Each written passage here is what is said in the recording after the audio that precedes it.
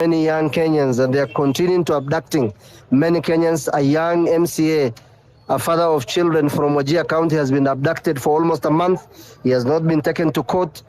So we have a responsibility to say a few of us have to be sacrificed, because I was called myself, I appear on shows, I write on the local dailies. I was people tell me this government is going to kill you. And I told them, I do not know how to die because I never died. And as a Muslim, I believe that in the Quran, God tells us, Kullu nafsun da'iqatul maut, that every soul shall one day test.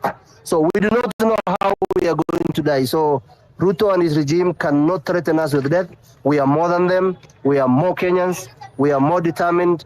And I will also want to say, thank you very much for your work, Dr. Miguna Miguna. We might not know each other, but we know what you're doing. Please let us fight for the future of it. It's no longer about us. Thank you very much. Thanks so much, Abdullahi. Afro, feel free to chime in at any point. Book 10 is on the road. He'll also chime in a little bit later. But let's continue. Let's queue in about 5 speakers before we get on to the we had some invited guests, and after that we're going to open a Q&A session, and a very, very we want to have an interactive session. So I'm going to give a lady the mic, Shayla, and then we go to Wanda. 3 minutes each, please. Hello, hi, Moj. Thank you so much. My name is Shayla Nyangara Nyanchara. I'm a passionate Kenyan, and I'm also an entrepreneur. So I thank God that Kenyans, we are now woke. We are no longer victims of political PR. And one thing that I have come to learn progressively is we are already civically educated as a people. We know what our rights are. We know what we need to do when the systems are failing. What we are now learning, I think we're in the next step. I stand to be corrected. We're in the step of learning political and discerning political behavior, political ideologies, and that is where we are at. And the moment, and Kenyans, let us not lose hope. This is a journey that we are going on, and we will break through. I think we have broken through some very, very ceilings that we did not even think of. So let us continue like this. First of all, I usually like to begin with encouragement, because I usually do. I decided to do public participation because after we did the finance bill and we all work as Kenyans, and we realized, policy making is at the core of our of determining what the quality of our lives will be. This is what determines what kind of food you can eat as an individual, as a family, whoever you are. This is what determines the kind of healthcare service, the quality of healthcare service you get. Policy and the center of politics is what determines what kind of education you will get, you and your descendants, if you decide to have a family, your relatives. It will determine where you study, where you travel. It will determine your exposure, and exposure is what ultimately builds an economy. And if the economy is good, even you as a person, you will be good. So I think I decided to do my public participation, and I usually hold Tuesday spaces, and it's called the Tuesday update. And during that conversation, the Tuesday update, where we just decide to come as Kenyans and bring our ideas together, our heads together. What are the challenges and what are the solutions that we can face? Because every single day you find there's a challenge. I know people say we complain a lot, but the complaining comes from the realization of something, a new challenge every single day. So in the course of this, I met Dr. Ekuru Okot during the spaces. Alikuja kwa space akatupatia one of the solutions of the things that he was doing, and that was the Punguza Mizigo bill. I don't want to dive into it. But why I'm bringing this up is because as I was enlightening people about how we can reduce the cost of governance in our country, a lady was asking me, how then do we do it? And I'm like, we have the strength of the constitution. And they're like, but people are disregarding the law left, right, and center, beginning from Ruto himself down even to a simple chief. everyone is just disregarding the law. No one is following anything. And the moment our law is bended and broken, that means the foundation of our democracy is already shaken, and we will fight and keep fighting, and we cannot go anywhere. And I was like, and I told her, no, these are people who have invested their resources to gain political power, and they will not give it up easily. They've invested in this, and they have gotten our trust, and we have given them these positions of representation, but then they decide to misuse them, and they will not get out there. So what do we need to do? We need to keep pushing. If you try one thing, I was one of the people who were advocating for the road maintenance levy fund. And when people went for public participation, and the then Minister of Transport, Mr. Murkomen, alisemati, hatutapandisha hiyo levy fund, we will find a way to cushion Kenyans before we increase. But then the president the following week, Ruto akasema tu tutapandisha. And you now wonder, because ultimately the cost of this. Sheila, would you try to wind up, please? We're trying to get 3 minutes each. And Abdullahi, I will try to drop those who have spoken so that the others can get a chance. So if I drop you after you've spoken, there's no offense. They're just trying to create some space for others. Back to you, Sheila, as you wind up, and then Thank you so much. So, and where was I? Paul, I just interrupted you. You were at this point where there's something you talked about, a quote, and you were thinking about the next steps. Okay. Yeah. So, anyway, let me just sum it up. We will never relent, and we are looking at a political class that has formed their ideologies to their solution. The ultimate solution is coming together, forming coalitions to protect themselves. And one thing we need not to lose is our determination. Every time we come together and fight for a purpose, something we are already making a step towards. So me, I'm very happy that even Eric Omondi picked up the nimesahau hiyo nini ya reduce the cost of governance. And that is another thing we need to focus on, is the quality of leadership that we send. The people we choose to represent us are very important. Let us focus on scrutinizing them very, very intensively. And then number 2, always be up. Ukipata shida iko, ambia mtu, let somebody know something is happening to you. And when you hear something is happening to somebody, even if you're one person and you say it, eventually that track will come. So I want to tell us, let us reject poor governance. Let us reject mismanagement of public resources. Let us reject stealing of our hard-earned tax money. Let us reject unjust policies. Let us reject violation of human and constitutional rights. And let's keep at it. Let us reject any form of oppression on our health, on our education, on our transport, on our food security, on our peace as Kenyans. Our mental health is very important. Anytime a leader comes to you and they want to compromise your integrity, make sure you make it known. We need to lose the fear. I know most of us could be scared, maybe nitakufa, maybe nitafanya nini, but at some point we have to cross a certain bridge, and let us do it together. So to close, there is this bill called Punguza Mizigo Bill ya Ekuruokot. I think if we come together and we amend it, we tweak a bit what needs to be adjusted for what we're experiencing now and what we think can be tackled in the future, I think that would be a good thing. People who need a copy of that bill, I have it, and on Tuesday from 6 to about 8, we also tackle it.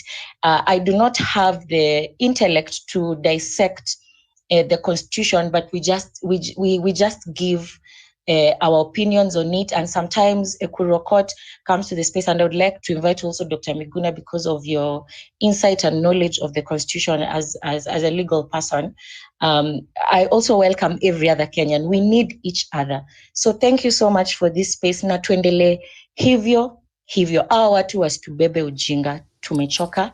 Asanteni sana. Thank you so much, Sheila. Let's go to Wanda and then Afro, and Afro will then usher in Daktari. Yeah. Thank you so much, Mike. I salute every person. I salute Daktari Miguna and every person on board. From where I sit, I feel like we keep getting all this wrong.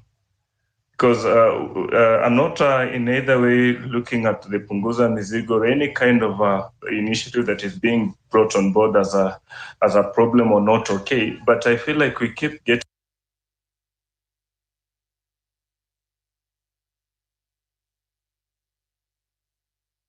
this wrong. When you look at Kenya, Can somebody hear Wanda well? I think he's not. Just the general elections, we were having things like. You can hear me?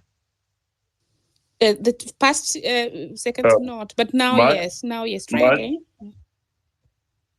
Okay, thank you. As I was saying, I feel like we keep getting this all wrong. That in as much as politics is a major problem that is affecting us, but it always starts and ends with the presidential elections. That we keep giving presidential elections a lot of time, powers, resources, and everything to the extent that we end up with the office that is not addressing the challenges and problems of our people, but instead we end up getting a person, we end up getting an office that in one way or the other is in a position to put into their pocket the legislature. At some point, we'll end up with the judiciary not working well, and all this. It's all in the presidential elections that we end up forgetting that as a country we have other regions that might not be populated, but probably they have a say, or probably they have an input into the problems that we are having. From the tyranny of numbers, Kupanda Mlima, and today we are now talking of Kuguza Mlima, it tells you that even if we end up with 1 or 2, 3 programs brought on board to Punguza the Mzigo that we are having, if we don't address the presidential elections and how we conduct our elections, we'll still end up with some individuals into these positions that will not address the challenges that we are having. If I'm told no one of these people is looking at the CDF, and imagine that when Kibaki came into power, he only brought in CDF to address the inequalities that were brought in by the differences between those in opposition and those in government, then it tells you that we are still not addressing the challenges that we are facing. The other thing that I would like to talk of that I feel like it's probably not going the right direction is how we are managing the Gen Zs and the millennials. We are too quick to fund any Gen Zs or the millennials that are perceived to be speaking the language of the people. Instead of looking at these individuals, guide them, nurture them before funding a clear structure, we end up empowering these Gen Zs and the millennials too early, too soon, such that those in power, those in the presidential election power kind of mindset, easily points out to those few 1, 2, 3 individuals that we are funding, put them in the pocket. Then we go back to the square zero. Instead of funding these young, promising Gen Zs and the millennials that probably are perceived or seen as persons with the potentials to offer alternative leadership in the future, start coming up with the clear structures. Put them in proper structures before showing them, before putting money into their hands. So allow me to yield on this point that the main problem that we are facing as a country is how we conduct presidential elections.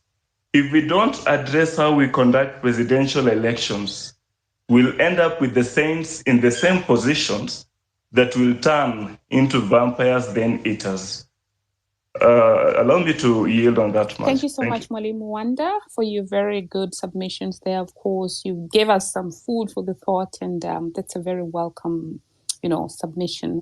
Over to you, Afro, as you then welcome Daktari.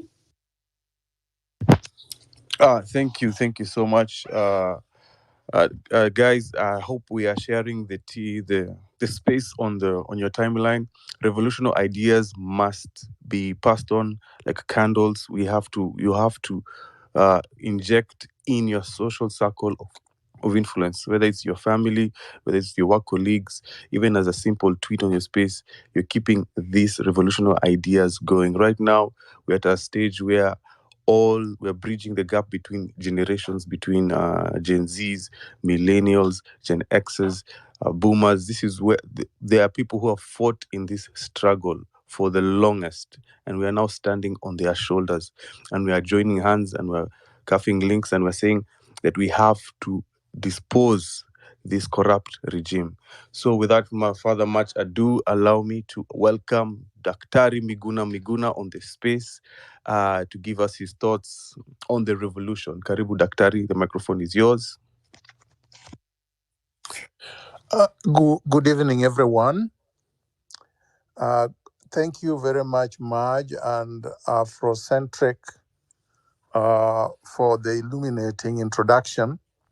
I've been listening, and I want to continue listening before I contribute to the discussion. I've just asked Maj to also include. I've seen Dr. Barak Muluka.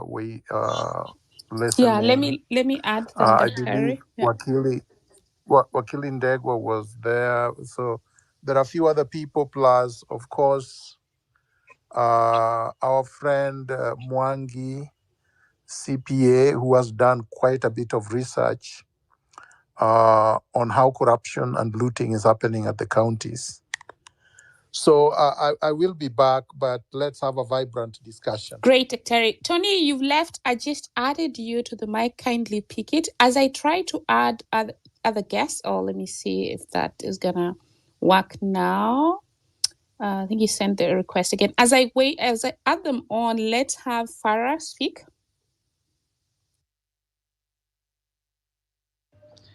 Thank you. Maj, am I audible? Yes. Okay, thank you very much. I have a very different opinion from...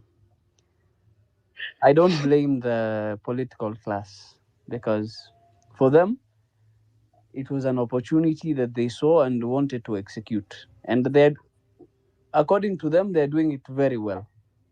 My problem is with us, the citizenry, the people. Sisi kama wananchi. For a period of time, a lot of us have not cared about what happens with our motherland. We have not... Maj, is there a problem? I can't seem to hear anybody. I can hear the current speaker. Yeah, Farah, I can hear Farah too. Yeah. Okay. I can hear him. Let's give him one more chance, then we see what happens. And after him, we have Tony on board. Farah, kindly continue. Thank you, Maj. Please. No problem. I was saying, for a period of time, we haven't cared enough about what happens with the future of our country, because if you look at the bills that have been passed for a period of time, since Uhuru's time to this current regime, it's a continuous attack on our agricultural sector and our sovereignty, because ni wenda wazimu inaendelea, honestly, for lack of better words. And if you look at, we need to start having the mentality that, and understanding that it is our responsibility to develop our motherland. Adani is not responsibility Adani or anybody else coming from the outside. I'll give you a very simple example where we can make this happen and ensure that everybody believes in ourselves, because what Adani is offering, for instance, for the JKIA and all the other airports, is 30% of $2 billion, which is about 600. If you ukileta into Kenyan shillings, it's about 78 billion Kenyan shillings. Divided amongst the populace, it's 1,560 shillings per person. But that's impossible. Why don't we form a consortium, buy shares into it, and become Adani? What is stopping us from building our motherlands? The West, America was built by Americans and the immigrants who wanted to be Americans. 60 years ago, Dubai and all these lands were desolate deserts, but it was built by the Arabs and the money that they pulled from their grounds. You as a people, what's stopping you? Why do you always have to delegate your responsibility to other people? This is the same reason we have a lot of people having the Messiah mentality, whereby unaona mtu is just pointing out at problems, not coming up with solutions, but you go on the same boat because he's the only person speaking and you're not responsible enough to take up responsibility. That was one thing. The second thing, I would really like to talk to the people who are my age, the Gen Zs and the millennials. One of the main reasons why the protests failed was because we told the older generation and everybody else, kaeni nyumbani, we do not need you. That's a lie. We need each and everybody. Look at what happened in Egypt at the Tahrir Square. It is the Gen Z and the younger generation that were camping out, but the older generation provided them with everything else that they needed. They provided food, water, security, blankets, everything you needed. And that's the only way we are going to change this country. It's not about you. It's about what's better and what's best for this country. It's about a better tomorrow. And this is one plea I would like to make to the older generation, Kina Dr. Miguna, Kina Tony Gashoka, and all these other older people. We will make mistakes as the younger generation, but we need your wisdom and our energy to make this thing work. Otherwise, we will all keep on complaining online and discussing problems without ever coming up with a solution or acting on those solutions. I don't think the election cycle or the political class is a problem. Shida ni wewe na mimi. We do not love this country enough. And the moment you realize that hii nchi ni mimi na wewe, there's a Somali saying that says, Dalka wa datka, dulka maha. The country is the people, not the land. So those were my few remarks. Thank you very much. Thanks, Farah. If you don't mind, put that phrase on the comment section. We're gonna learn some Somali here as we continue. Thanks. Tony Gashoka? Maj, yes. I would like to also add a verse of the Quran before Tony comes on. Go on. You know, the older generations, the generations that came before us, dealt with tyrants who were much worse than the people we are dealing with. Moses was told, اذهب إلى فرعون إنه طغى. Go and face Pharaoh, for he has exceeded in transgression. And he said, I am scared, for he might exceed upon me or kill me. And God told him, لا تخافا إنني معكما أسمع وأرى. Do not be scared, for I am with you, all seeing and all hearing. And this was against people who are building the pyramids. We are dealing with people who cannot maintain roads. Look at the disparity. Thank you. Thanks so much for the very strong ending of that statement. Yes. Over to you, Tony. Yes, good evening to everybody, Maj and my comrade at arms, Dr. Miguna Miguna. Look, fellow Kenyans, we are at the most dangerous time we have ever been, I think, since the construction of the Kenyan Republic. I say the Kenyan Republic because the more dangerous times, comparable ones, were during the fight for our independence from the colonial powers in order to transform Kenya into a self-governing state. So dangerous is the situation because I am seeing a series of activities that can be summarized not just as dictatorship, but a methodical, systematic degrading of our multi-party democracy. I mean, we've already talked from the beginning, since the disputed election, that the first thing to discredit was the commission, electoral commission itself, that it was, said to be split. But soon after that election, it was buried. As we speak today, nobody in the political class, including the opposition or the government, is talking about the IBUC. We are in a situation where there is a conspiracy between the opposition and the government. William Ruto began to systematically buy the opposition MPs. But I think I see something which is even more worrisome. The opposition MPs are seeking William Ruto. It is no longer a one-way relationship. This is a two-way traffic.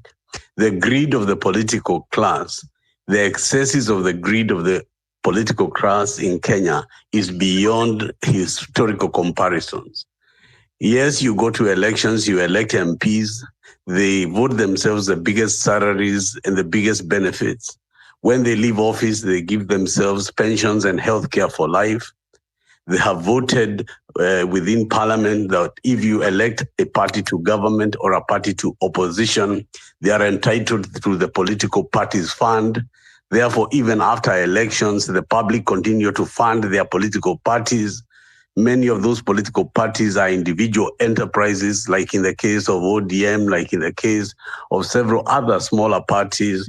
One would argue in Kenyan politics from the time of DP, from the time of, I think, Foda, Silly, and so forth, that so many of these parties were always individualized, so that even what you call the political parties fund becomes the piggy bag of the so-called owners of these parties, again funded by the public. And then all of a sudden, you've seen the other day, Parliament within 24 hours can come together in unison, government, opposition, and everything in between. And within 24 hours can pass a motion and a bill with 2/3 in their interest or in whatever the agenda they want to pass. Without where we are in Kenya today, we elected a government and an opposition that is non-existent. The Kenyan people, under the political parties political act of 2021, were given the position before elections to look at parties. Those parties went out and formed coalitions. In the case of the Kenya Kwanza, they formed coalitions of parties and offered their manifesto and offered their candidatures to the country. In the case of Azimio, they formed a constituent party. The law requires that both the two competitors deposit with the registrar of political parties the documents containing the ideology, manifesto, and the order in which they will govern themselves, so that in case of any disputes, the public would be able to know that there's been a violation of those agreements and that the courts will be participatory in the solving of those problems. So look at these Kenyans, why we are in real crisis. You are given William Ruto and his running mate, Gachagua. On the other hand, you are given Raila and Martha Karua. And today, none of whom you voted for is together. You are looking at a situation where William Ruto has undone the popular will of all the people and members of Kenya Kwanza who voted in a team as presented by Ruto to the public. You are looking at a situation where Raila Odinga has fallen out with the principals or the people who put together a coalition in Azimio, and they put themselves to the public. And the people who voted Azimio and the people who voted Kenya Kwanza have all been defrauded. They have been delegitimized. In other words, the mandate that these people are using to govern or to participate in opposition and whatever conspiracies they are building are illegitimate. They are null and void ab initio. They do not reflect the will of the people as voted in the general election of 2022. And therefore, what are you doing? You're dealing with an illegal, illegitimate government, illegal, illegitimate structure of opposition and government, illegal, illegitimate government of national unity. You're dealing with a government that does not obey court orders. You're dealing with a government which is beginning to infiltrate the judiciary. You are looking at a situation where they pay themselves allowances, where they pay themselves huge amounts in the political parties bill to reward their parties so that small parties emerging from the public can never emerge, because only those who claim they were voted by us are taking money on our basis, and yet they don't reflect us. And they are showing you that they can take 2/3 of parliament and do whatever they want with it. So I want to raise this alarm to this nation at this time, at this moment, that let it be said that some of us began to say very early on that we must, first of all, say that the multi-party state, as described in chapter 4 of the 2010 Constitution, that there will be a government and that there will be an opposition in order that Kenya is a multi-party state guaranteed by the Bill of Rights, has now no longer continued to exist and does not exist at all. And one of the reasons that I'm in court next Thursday on the 17th of October, leading a constitutional petition against the sale of Jomo Kenyatta Airport is because the government and the opposition and parliament and all the persons we have delegated our authority to are taking that authority to waste our society and our property and our assets without getting to the propriety of the case.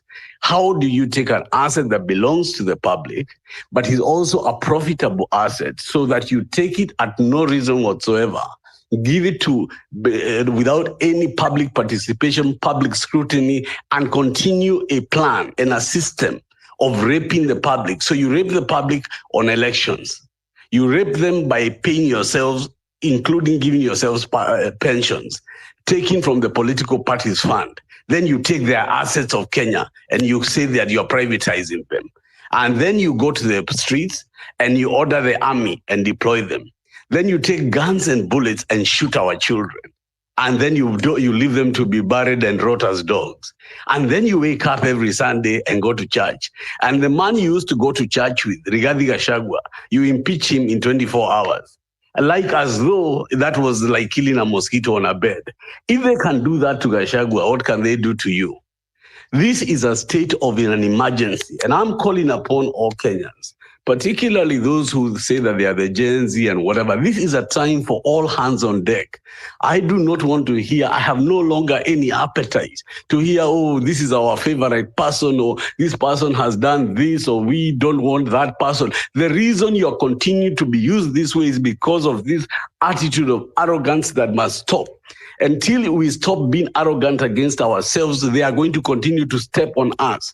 We must unify. We must bring in the experience of yesterday with the vigorous anticipation of youth. We must be able to recreate a coalition of the willing.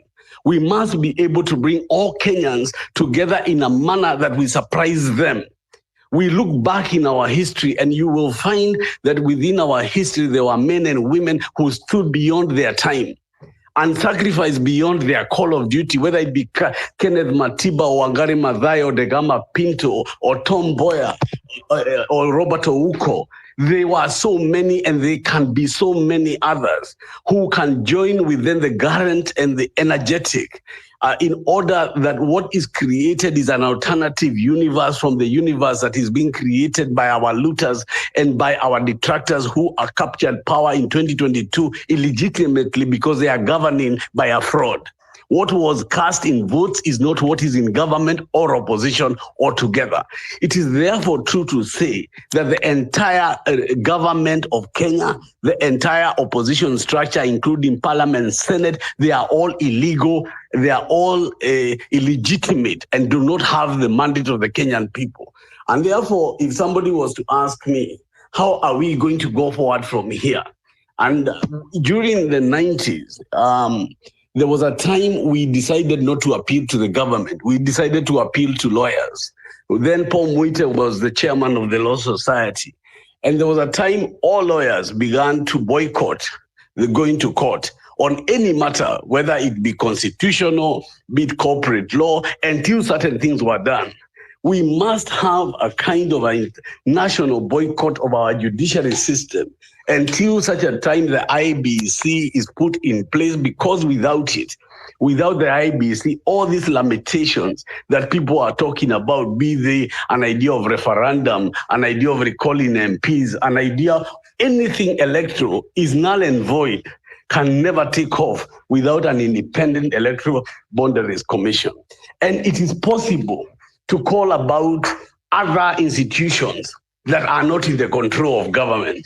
That is why when doctors go to the streets and strike, and the hospitals are shut, and when the teachers go to the streets and strike, and the schools are shut, the government, with all its arrogance, with all these things they have put on their one side, are forced to come back and kneel before the people, because that's the language they understand, the language of defiance and the language of saying no. If we can get the lawyers, if we can talk to them, and obviously right now their lawyers are also split, because there are those since the government of national unity who have abandoned us. I still believe that we can get a large number of people to disrupt the entire legal system, because until you disrupt the legal system, you cannot get an IBC. You're not going to get it from parliament.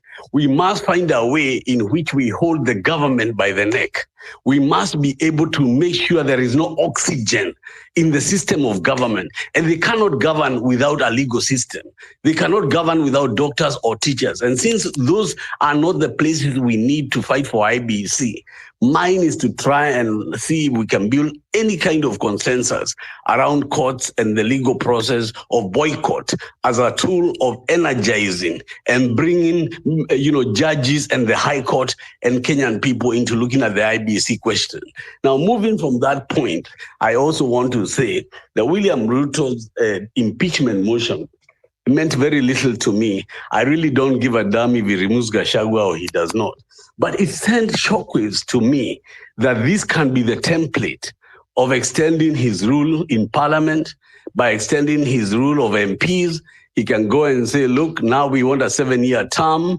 We can be able to come back without any inhibition and use the Museveni Kagame playbook of ripping the constitution and in making sure that the 2010 constitution becomes the Ruto constitution of 2024, 2025.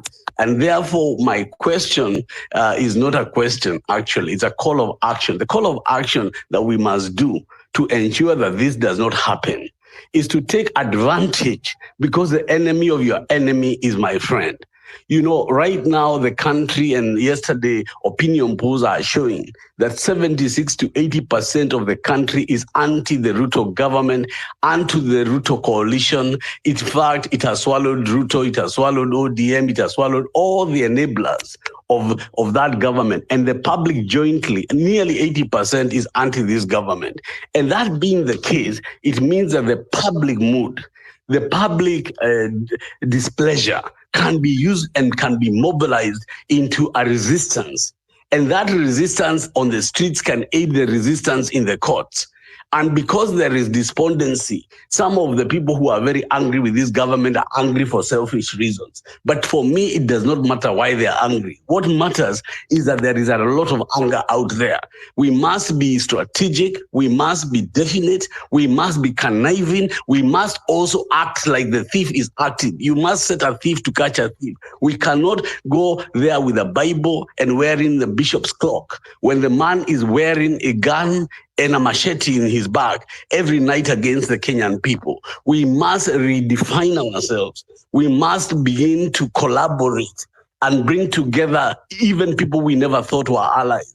Because unless we do that, my friends, ladies and gentlemen, where we are in the middle of 2024, God forbid where we will be in the middle of 2025, unless we as a people rise up.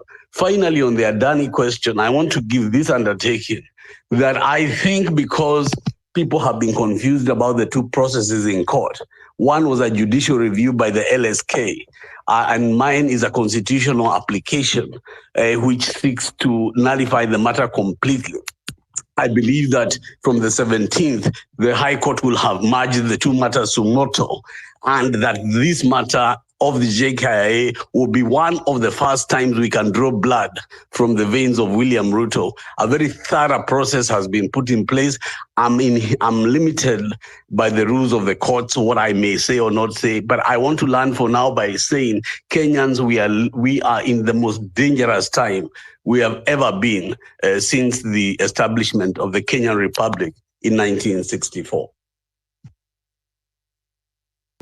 Thank you so much, Tony, for powerful submission. I'm aligned with everything that you've said, especially where you've said now we need all hands on deck. This movement needs all of us to work together. If you think of working as a separate group or you're acting under a separate organization, then you have not properly diagnosed who the enemy is and who we are Maj, fighting. what's going on? Doctor, you can't hear me? Um, I don't think Doctor can hear me. Dr. Ari can hear me. Continue. Let me text him. Okay. The way Tony has probably tried to shape and make you understand. Hello? Make you understand how this government, this corrupt government, cannot be defeated, cannot be beaten by separate. Like when we work in secretariat parties, we have to unite because we are literally at a very dangerous point in this country with all the tyranny that is creeping in. I'd like to give the microphone to welcome Nelson on the space. He was Amenya. He was a little bit late. Before I give him the microphone, we just want to acknowledge your presence. I'll have two speakers go, and then I'll give the microphone to Nelson. If you hear my alarm go off, no, you have exhausted your 3 minutes. We have a heavy request line, and we'll have to get as many speakers as we can to commentate on the state of the nation. So I'll give the microphone to Tom Boyer Jr. Can you hear me? Tom Boyer, are you there? Tom Boyer, we cannot hear me. Samuel Kasuni, Samuel. Yes, hello, yes, I'm here. you. Are you able to hear me? Cannot hear me. Samuel, Yes, I'm here. Yeah, Samuel, hold on. Tom Boyer, go ahead.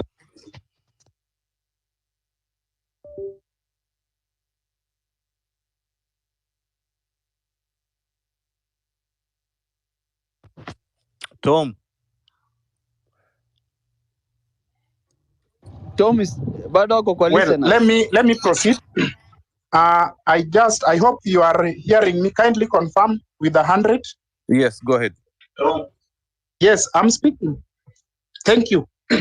I want to. I hope you are hearing me. Kindly confirm with 100.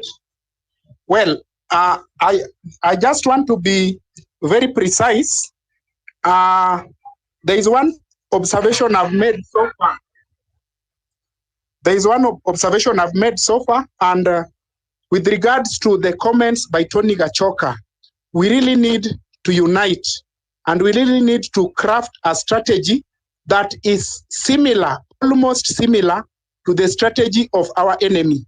Because when we are in a ring, we want to fight. The rules are always the same, and it's always a must that you stay on the ring until you win.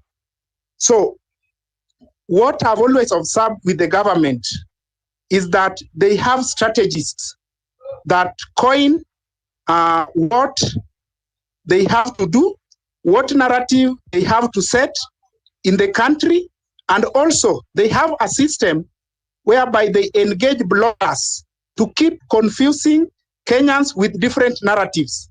How I wish we can also be such strategic. We also need to get serious bloggers, for example, with an aim of countering and focusing on the bloggers themselves. For example, the government, in a way, managed to identify key leaders or key revolutionaries who are very influential among us. And they decided to share sentiments that divides these key revolutionaries. I suggest that we should be able to focus on also dividing the government bloggers. Let us even consider going for personal and private lives to confuse them. That is just one of the suggestions I want to make. Another thing that is an unpopular opinion is that the only strategy that is going to work for us is the streets. That is what made Ruto for the first time to say, Kenyans, I concede. So the streets is the only thing that is going to help us. Let us just keep organizing on how we can make sure we get back to the streets. Any other thing, focusing on a legal approach that we are going to get salvation through our judicial system, that one I believe is very delusional, because the constitution itself is an instrument of power and they have strategically used it. Other instruments of power, which is money and the gun, they have it. We only have the people. Let us utilize our strength as much as we can. Otherwise, thank you. Thank you so much, Tomboya. I'll pass the microphone to Samuel Kasuni. Samuel?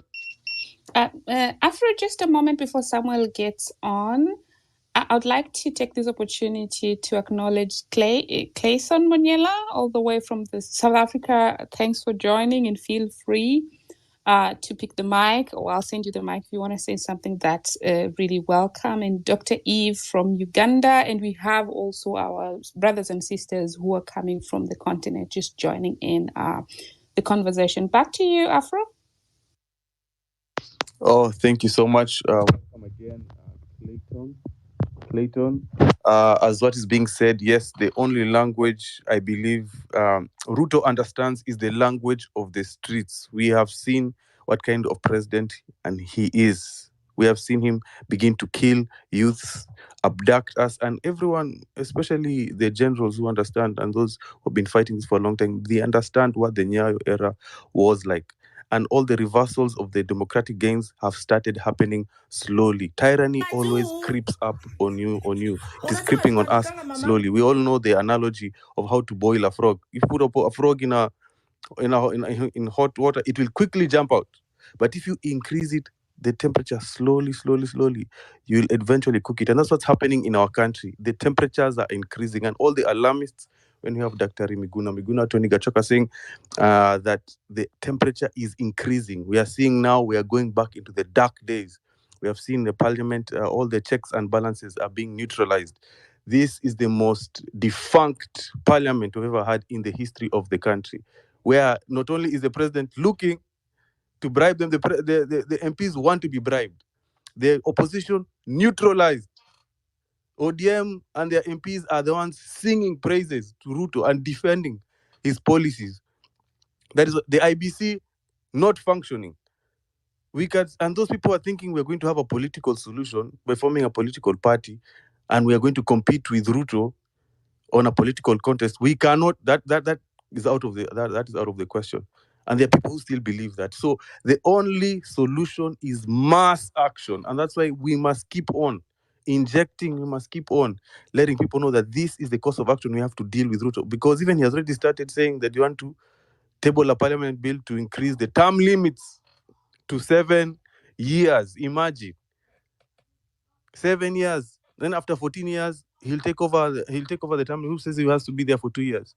So we can see this happening slowly, and that's why we must struggle. We must kill this baby in its infancy before it becomes this demonic idea. Must be killed right now. We must take over as the citizens of this country who love this country. Anyway, I'll give the microphone to Samuel. Samuel, are you there?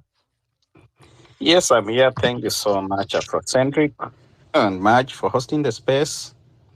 I do agree with you when you talk about we can't use a political process. At the same time, I think we also have to be cautious of the interests of, we might be very emotionally drained that we feel like demonstrations are the best way to remove the current regime. But I also wonder it should also go parallel with another political process, because we have so many people, so many countries which are like so many countries have a lot of interest in our country and might not be able to sustain the Mandamano way for a long time period of time. Secondly, we are fighting too much on when you look at the media in the spaces, in the TL, there's a lot of infighting. So I think we need to look for a common ground where we can be able to cool down the temperatures and people just come together for common purpose. And as Kashoka said, the biggest problem we have right now is we have parties that are owned by the individuals, where people can be called together. I know right now, or DM, they are meeting in Mombasa, and whatever Raila will say is what will happen. Same to the other parties. So I don't know which way we'll be able to build parties. Like those of us who have privilege to be in the Western countries, we know that parties are owned by people and all leaders are contributed from the people. So that is another way we should be running parallel or many events at one time. As we call for Mandamano, civic education, other people should also be concentrating on the political system so that if all these other fails, we can be able to copy what happened in 2002, where we had a very popular party, the popular party that was able to, Moi could not even be able to rig. That is. So let's look for a way of, also some people should also look for a way of how do we support nurturing a party that belongs to people so that we take this away power from these parties that are owned by individuals. So that is my contribution. As also, can we have all the people are influential? You may not agree, but you can agree on a certain calendar whereby like we agree like next week we are going to discuss about IBC so that every platform, every space, every influential blogger, and you have said some of the bloggers we need even if it's to buy them. We all talk about IBC to put pressure so that we can be able to accelerate the process, because right now I understand the reason why IBC is not working is because of some petitions that have been filed by some people and they are mark timing. So how do we know that those people are not also being used by the government to delay the IBC process? Secondly, if IBC is constituted today and we still have ODM and UDA, Kindly then wind up. yeah, what choice will he have? So unless we have a third force, a political system, which we own, I don't see even constituting an IBC way to help us, because we still have the same parties, which we have to choose between a thief and a lesser thief. Thank you. All right, thank you so much, Samuel, for that. Marge, you had your hand up. No, I was just trying to put a signal through that his time is up, but you then came in with the timer. That's perfect. We had queued Nelson next, right? Yes. Yeah. Over to you, Nelson. Welcome to the space and take it away. Thank you, Marge. I have 3 minutes. You can take more as one of the invited guests. Okay, thank you, Marge. Thank you, Afrocentric and Book 10. So today I'm gonna be speaking about not only about Adani and JKIA deal, but also about SHIF, because the Adani deal is not just about a transaction over Kenya's largest airport. It's a symbol of how powerful private interest can manipulate public assets for profit, and it's a symbol of state capture that when this government came into power, they were shouting at the top of their voices that they're going to form commissions of inquiry to look into the issue of state capture. But in essence, they were actually trying to remove the other state capture. Like they were trying to remove the people in the Uhuru regime who had captured the state so that they can also capture the state. And this is what we are seeing happening today with Jayesh Saini, with Adil Kawaja. You have seen Adil Kawaja used to be KCB chairman. When he was in KCB, Uhuru harassed him a lot because he was helping Ruto to launder money. And when Ruto became president, he put him in charge of Safaricom so that they can continue with their state capture. Unhinged, because now there is no Uhuru to try and block them. And you have seen how Adil Kawaja has been instrumental in even the Adani case. They are the they are the legal representatives of Adani in court today, through Denton's HHM Harris, and I've forgotten this law firm from London. So where Adil Kawaja used to be the CEO before he became the chairman of Safaricom. Now he's the partner in this law firm, where Nick Ruto is also a partner, but it's not announced. Nobody knows, but he's not even practiced for a long time. Nick Ruto has practiced for, I think, about 3 years, and already he's been elevated to this level. You can see a lot of conflict of interest and many things happening in the background, well, that tells you that this is really state capture. And Adil Kawaja's friend Jayesh Saini as well has captured the healthcare sector. And this is what I really want to emphasize today, because Jayesh Saini is also the link to Adani. He's the one who took President Ruto to Modi and also to Adani himself, Gautam Adani. And you must also remember that Raila is not clean in this business, because before the elections, Jayesh Saini took Raila Odinga to Modi. If you go and check the news, you will see Raila Odinga travel to India before the elections. So normally what this state capture cabal do before the elections, they place their bets on both sides of both sides of the political divide, so that whichever side gets into power, they still hold on to their businesses, because they're businessmen. And for them, politicians are just rent seekers. They're the landlords. They're the ones who control the money. Jayesh Saini, for the last 10 years, has been controlling the teachers' insurance, plus police insurance. And in the last 10 years, he has siphoned 150 billion from TSC. And this case was in Parliament last year in November, but the MPs were paid off and they did not continue with the inquiry. Someone went to court. The case went silent. The case went cold earlier this year in March, because the 150 billion that was siphoned from the teachers' insurance means that the teachers do not get help. First of all, Jayesh Saini has over 20 companies in the health sector. He has the most famous companies that are known by people is Lifecare, Bliss Healthcare is known, but there are so many other companies that he has, over 20 of them.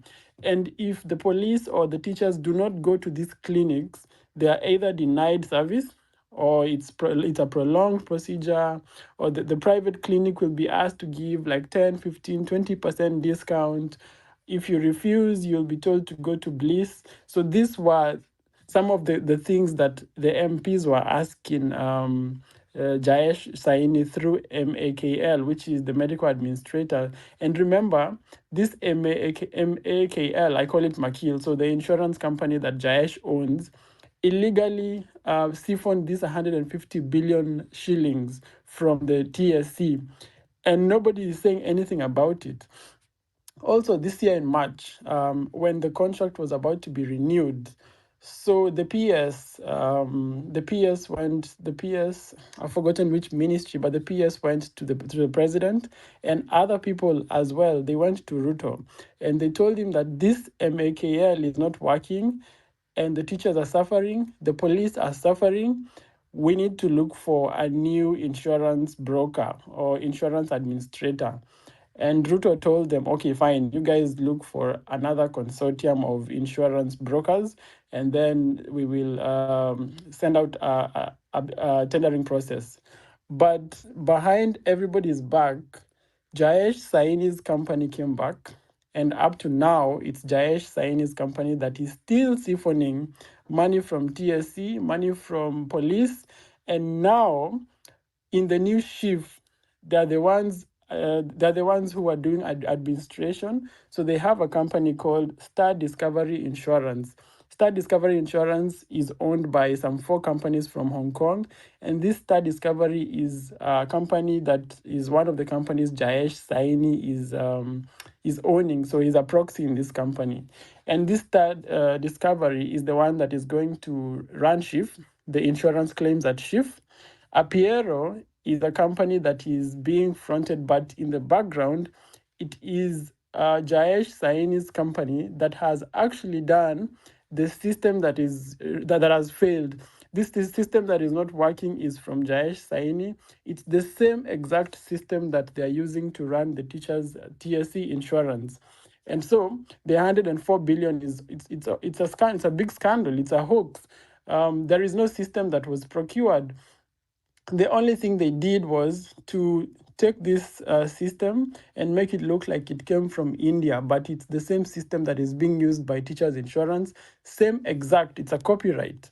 So this is a huge scandal that should be challenged in court. And Tony, I also welcome you to, if you can, to put a team together and sue these people, because this is totally unacceptable. They cannot sell our assets. They cannot sell our people to go and work in farms and to work as maids in foreign countries.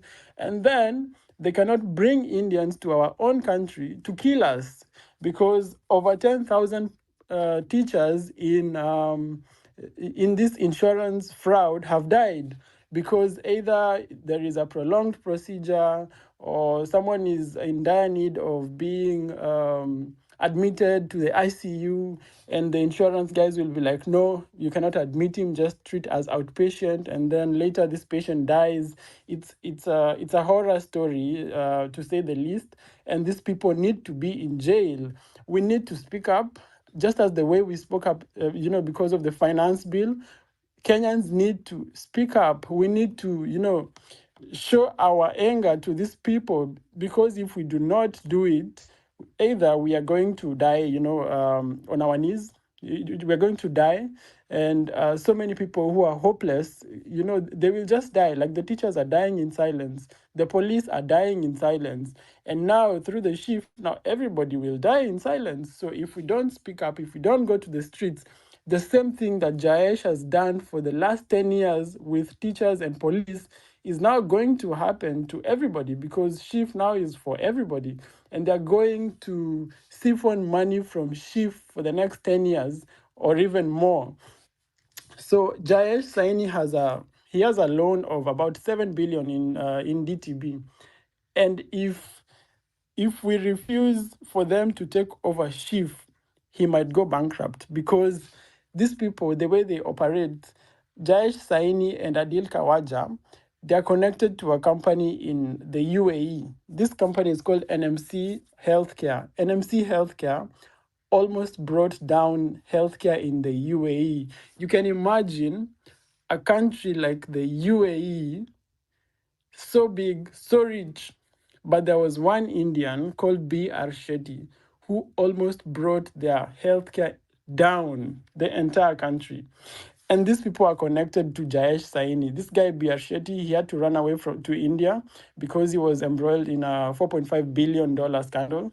And, this almost brought down the entire hospital because, the money was siphoned out of the UAE. Part of the money was directed to Jayesh Saini's companies as loans, but they never paid back. So this is the same thing, same way they are operating in Kenya.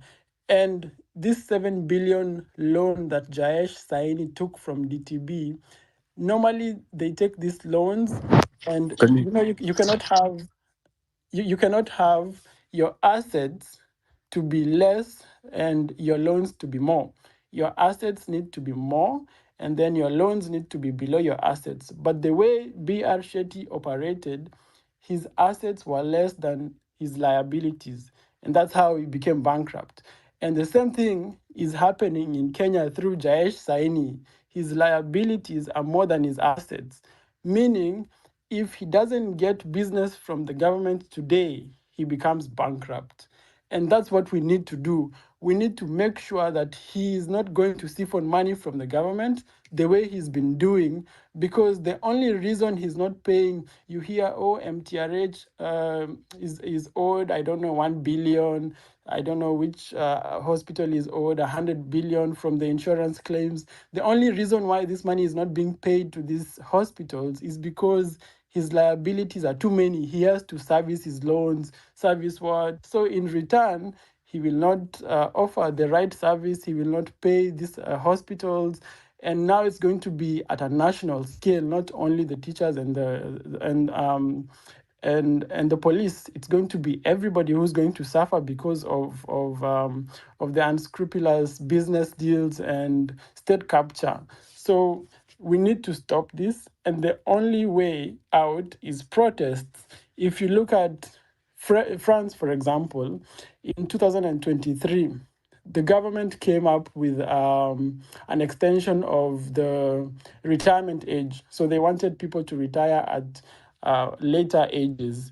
And the people were like, no, you cannot do this. You haven't consulted the people. And people went to the streets, people protested. The protests were huge. I'm sure you saw them. And the government had to listen to the people. The world over, in Bangladesh, it's the protests that brought down the government. In the US, it's the protests that hold the democracy. In so many other countries, it's protests that hold the politicians at bay. It's the protests that make the politicians understand that the power is not on them. The power belongs to the people. And it's only through protest, by disrupting every day, disrupting parliament, disrupting everything that works normally. That's when politicians understand that this power does not belong to us. And this is exactly what we need to do in Kenya. Otherwise, if we say, let's prepare for 2027, this is exactly what they want. They don't care about 2027. They will steal up to 2027. The only way to stop them is today to go to the streets. So thank you, Afrocentric. You can take it back. Thank you so much, Nelson, for that in-depth analysis of everything that's happening. I would pass the microphone now to Culture KE, Kenya Media. Thank you, Afrocentric. Can you hear me? Yes, loud and clear.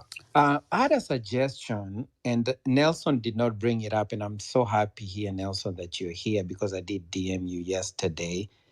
And I hope you don't mind I talk about this because you did post something yesterday because you were saying kind of French lawyers are expensive and you needed some assistance. So I just wanted to bring that up. Maybe you're too humble to bring it up, that Nelson has been doing a very, very good job. He does need our assistance. He does need lawyers. And he did post his numbers, guys. Let's changia for him so that he can be able to fight these demons that are against him. The other thing I wanted to ask Miguna, I know he's here, Nelson, Maj, I don't know which country you're in. Why don't we have a Diaspora International Day of Protest? We are actually in countries, because usually I go back and forth from the US to Kenya, 6 months in Kenya, 6 months in the US because I work remote. Why we are in countries where protest, we're not going to be shut down? Why don't we all do a diaspora space and we do an international day of protest? There are a lot of Kenyans in London. There are a lot of Kenyans in Berlin, a lot of Kenyans in New York, a lot of Kenyans in Atlanta, a lot of Kenyans in Tennessee, all these countries that we go and we protest. So we have our colleagues in Kenya, but now we take over the mantle too. Rather than just monetary help, we do our protests, and it will be international because Kenya, I've been to Greece, there are Kenyans there. And we do our protests because they are going also to highlight this on an international level. And we do 2 days. We do a weekend, we do a Saturday and a Sunday. If you have your kids, you have your kids come out. Your parents can come out. All the African friends who we have, Nigerians, people from West Africa, South Africa, all of them who are supporting Kenyans, they'll come out.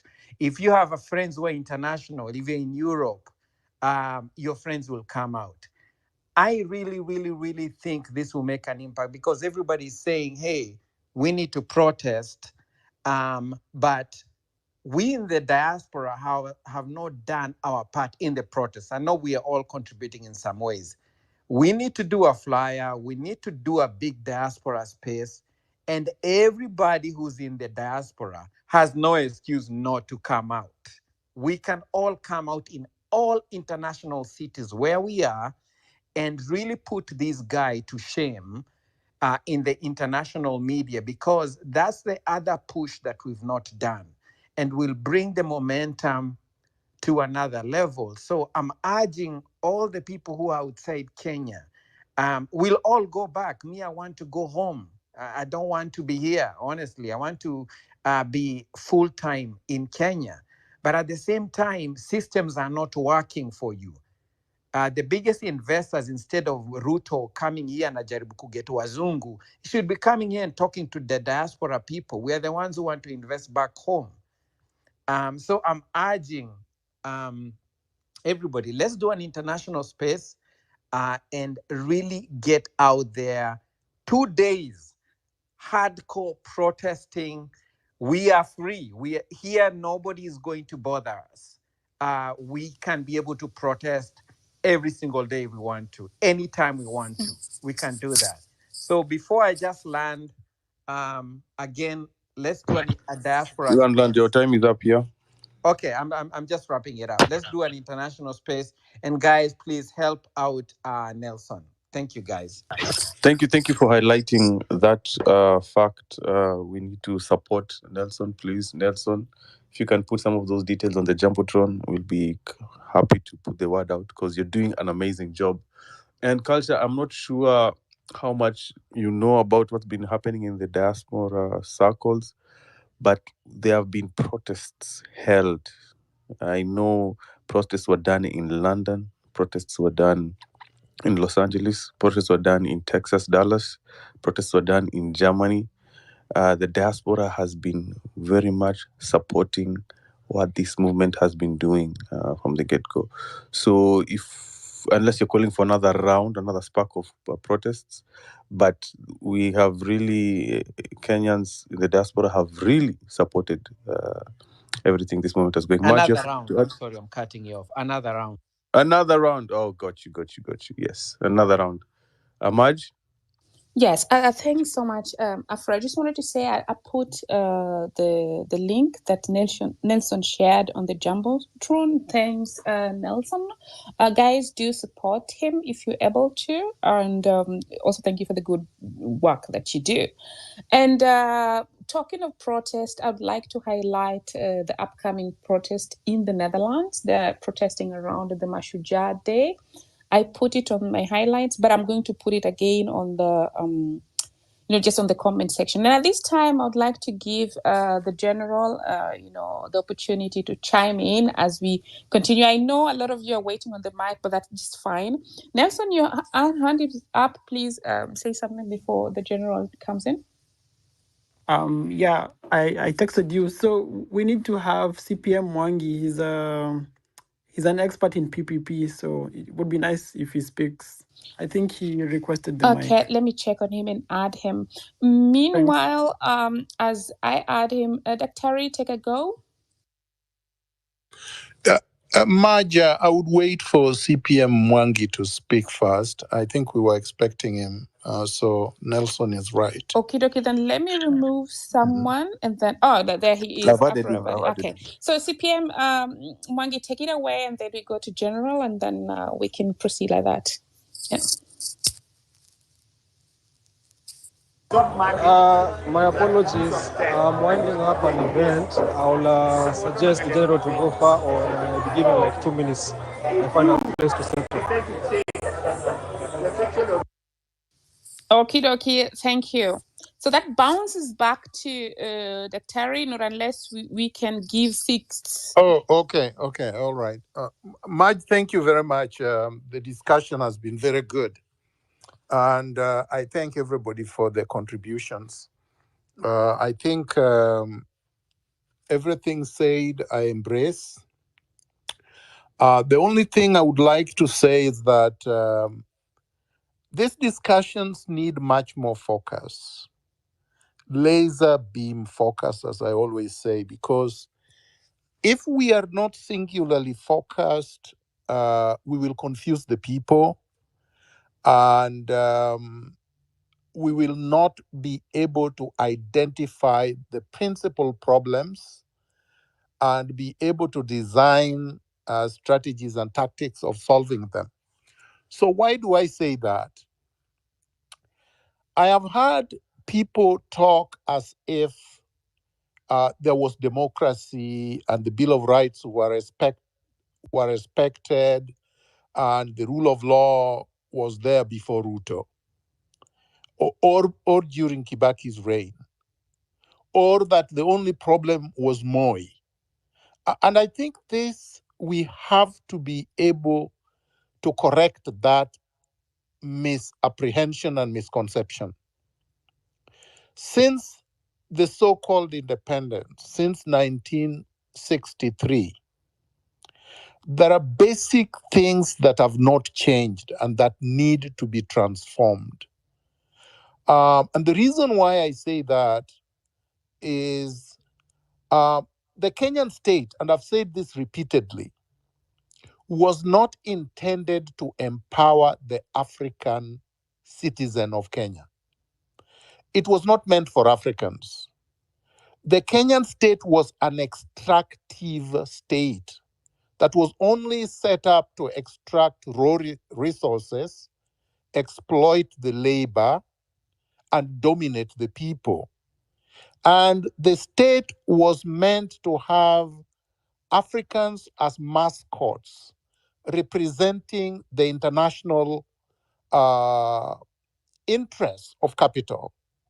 So that when Ruto is there, his purpose and aim is to steal as much as he can, but ultimately to serve the metropole, Washington, London, Berlin, Paris, and these major capitals of the West. That is why when Ruto goes to New York, or he goes to Washington, D.C., or he goes to London, he can walk on the street, almost like an ordinary citizen. But he cannot do that in Kenya. Because in Kenya, his lord is an imperial lord. But in London, where he has lords that are supposed to be giving instructions on what to do in Kenya, he can behave as an ordinary citizen. In Kenya, he has a motorcade the length of River Nile.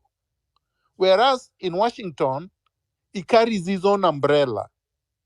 You can see the discordance between the behavior that these people exhibit in foreign countries vis-a-vis how they behave in our own country. In our own country, they are slave masters and we are slaves. And in foreign countries, they are ordinary citizens.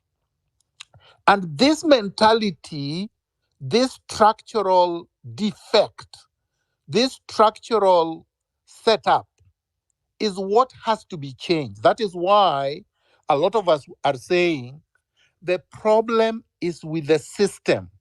The problem is with the architecture and the structure of the state. The problem is with the institutions that were set up not to serve us, not to accord us dignity, not to preside over a democratic, fair, and just system, but to oppress us for as much as possible so that it is easier now to exploit us and to take the resources away from us. So, what is the solution? I think it is wrong. And I know many people or some people will disagree with me, but I think it is fundamentally wrong to talk about the IEBC, to talk about the police, to talk about the judiciary, or any of these systems that were set up to preside over the state that I've just described. The entire system is rotten and cannot be reformed. If you set up an IBC today, Ruto will put his cronies, the likes of Sudi or people like him, so that when any election comes, whether you dissolve parliament or you don't, the people that will be elected will behave worse than the ones that you have currently. So you would have done absolutely nothing, zero. You would have scored at your own goal. If you say we reform the judiciary, so who presides over the reform? Who will appoint that person? It will be Ruto. So who do you think Ruto will appoint? Somebody worse than Koome. So that the system that was supposed to exploit you, that was supposed to repress you, is even more efficient.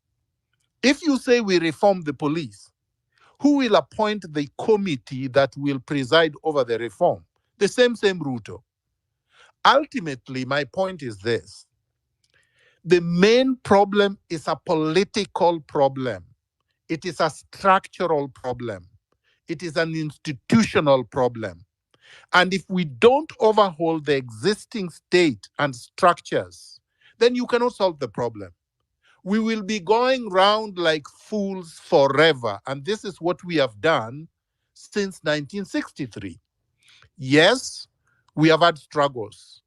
And yes, we've had veterans of struggles, and I've been one of them that have been struggling, but we've achieved so little. For instance, we managed to stop Moi from continuing until he died. So he ended up saying, look, I repeal Section 2A and I reintroduce multi-party politics. But then they came around, mutated, and took over the multi-party politics. And they're the ones who have been controlling. So nothing much changed. Yes, the previous constitution, the old one, allowed Moi to detain us anytime he wanted, to torture us at Nyayo torture chambers anytime he wanted, to force as many people into exile as he wanted. And yes, we made sure that a new constitution came into being, which is what we have, the Constitution of Kenya 2010. And people died. Thousands of people died. Thousands of people were tortured. Thousands of people were exiled. Ngugi is still in exile, for example, right? I mean, Chelagat Mutai died a pauper because of it. Bildad Kagia died a pauper because of it. Pinto was murdered. So when we say there has been an ongoing struggle from 1963, we are not joking. Anybody who wants to say that, oh, only Gen Z started struggling, that person will have to be liberated from their colonial mentality. Many, many, many people have suffered to have us now be able to speak and challenge a sitting president the way that we are doing. But it's not been enough. So what is it we have to do? Because state capture is the norm, is the order of things. Adani will not go. Adani is actually Ruto. The courts will not be able to untangle all these things. This is not the work for judges. This is a political problem, and you're not going to solve it through forming political parties. Because the system, the electoral system, is completely colonized by Ruto and his group and others. The system is not free.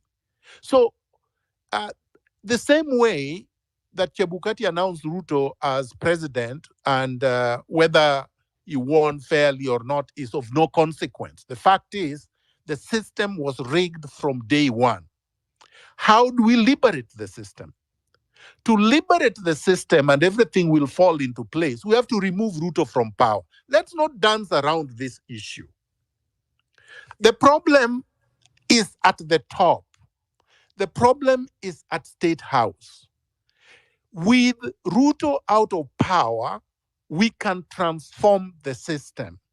The system below him will collapse on its own weight once he's removed from power. And the best way to remove Ruto from power, and this is documented, is patented historically since 1789, the French Revolution, is people power. This is how it's been done. This is how the Bangladeshi did it. This is how the Sri Lankans did it. This is how every other society has done it. It cannot be done any other way. I know many will ask, How do we do it if we are not united? You don't need everybody united. That's another illusion. That's another distraction.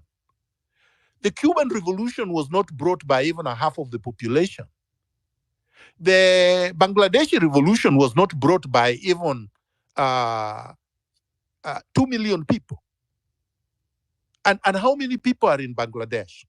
You don't need 5% of Kenyans to remove Ruto from power.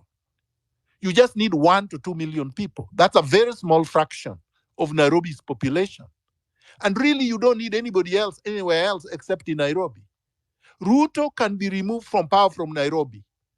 Ruto will not be removed from power from Washington or from New York or from Toronto or from London. Ruto will be removed from power in Nairobi. So we should not dance around some of these things because the formula is well known and the strategy is scientific. That the moment you have a significant number of people protesting on the street, even the police cannot intervene because we have less than 250,000 policemen in Kenya. So if you have 2 million people, the police cannot shoot. Remember, on June 25th this year, Ruto had already fled Nairobi. Ruto was not in Nairobi. He had already run away. He was in Narok, waiting to go to Eldoret and then probably from there, Uganda. So even on the 25th of June, Ruto was ready to leave power. The problem is that we were infiltrated and we had voices through NIS announcing that people should not march to State House, people should go home. These are the things we have to deal with. These are internal contradictions that we must deal with. These are the contradictions that were not there in Bangladesh. The students were being killed on the street, and by the way, more died in Bangladesh than died in Kenya.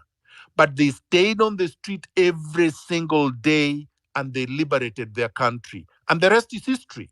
And we can see the transformation of Bangladesh with our own eyes right now in real time. And they were not shouting at their counterparts that were not in Bangladesh.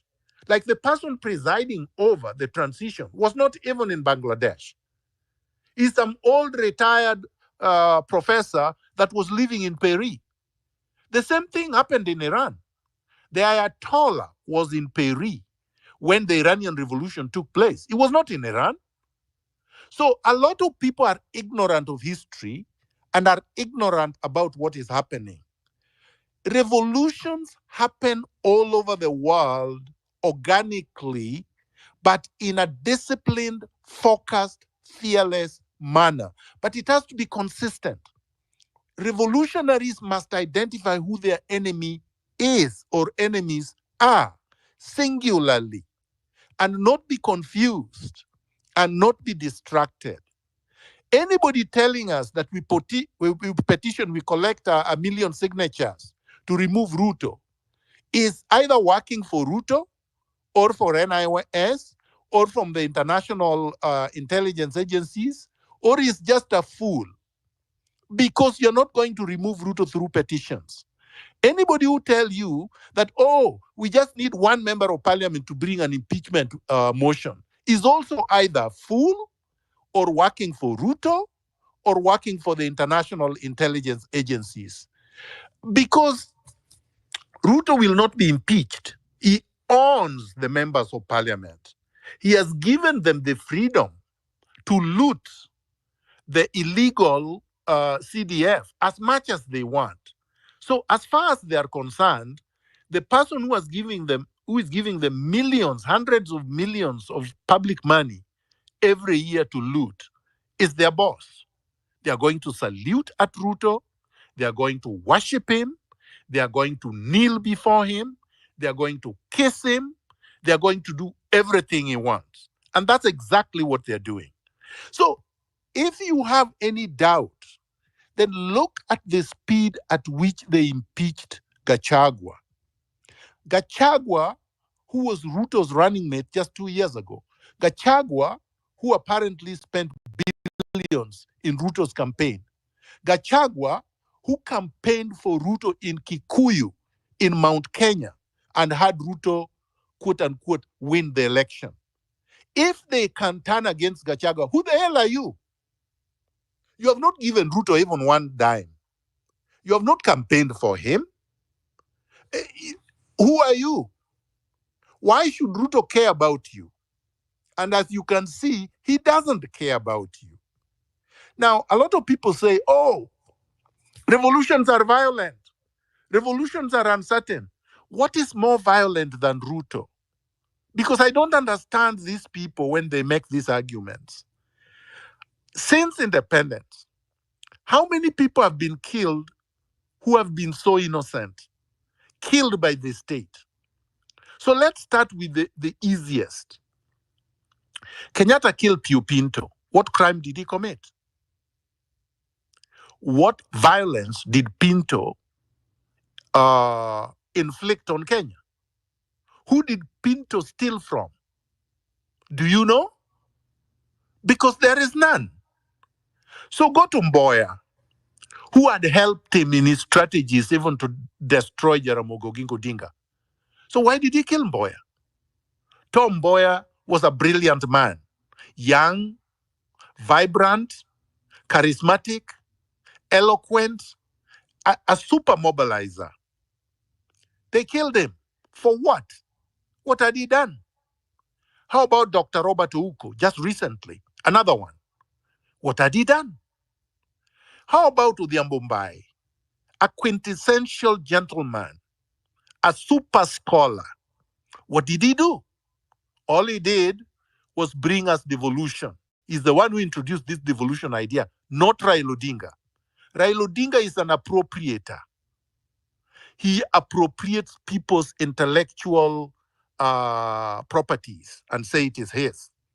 Odhiambo Mbai brought us the devolution. Did he live to see it or its benefits? No. How about Musando? How about the Gen Zs that Ruto killed and called violent and he called criminals?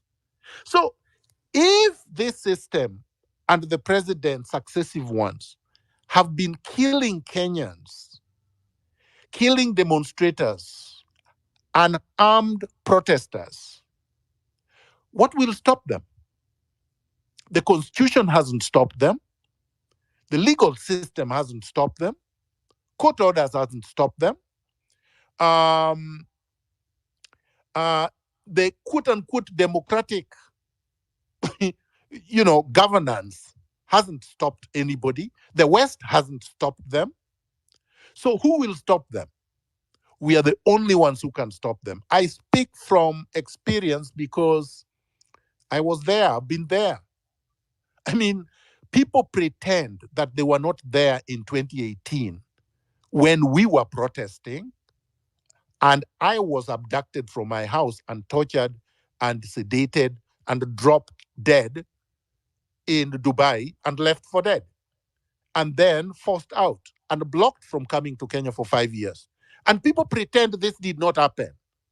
And people pretend we have not seen anything, we have not suffered, they are the ones suffering now.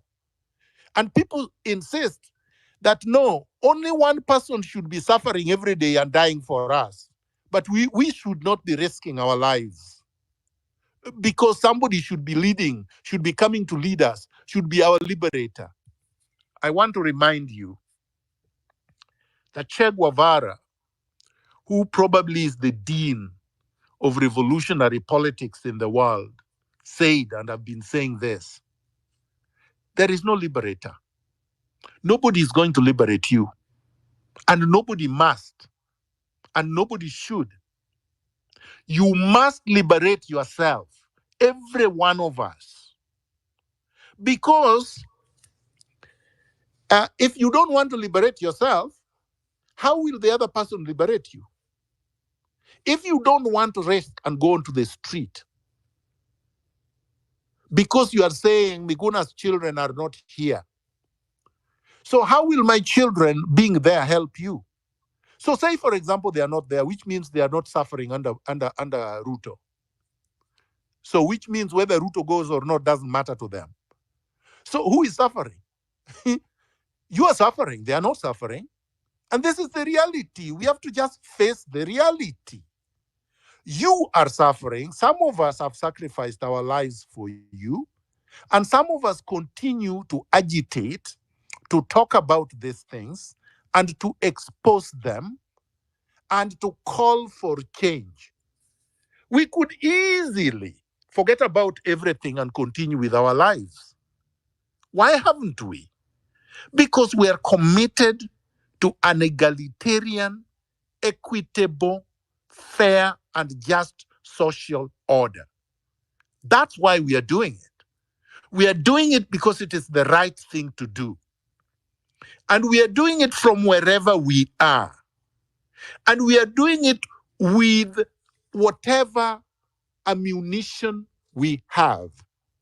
So if you have the pen and that's all you can wield, use it.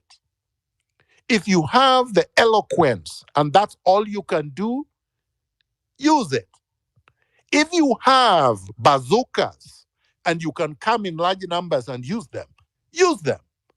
If you have numbers, which is what we are saying is our best weapon, our numbers, because it's very difficult to defeat 1 million plus people marching unarmed peacefully.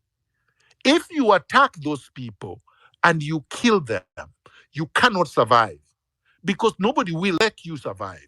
The world cannot let you survive. Yes, we know the horrors of Palestine, and so far, the Israelis have gotten away with it, but it will not go on forever. I can assure you. Now, Kenya is a bit different. The Americans will not be able to do what they are doing in Palestine in Kenya. They will not protect Ruto because Ruto has no benefit that he gives them that they cannot replicate or they cannot replace. Which means that if Ruto is removed today, they can use somebody else, they hope, as long as there is no revolution. If there is a revolution, the Americans would want to do business with the people that have taken power and try to corrupt them the way they did with Museveni, with other people.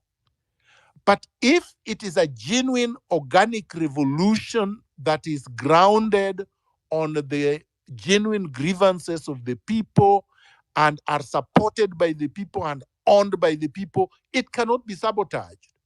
They have tried many times to overthrow the government of Burkina Faso.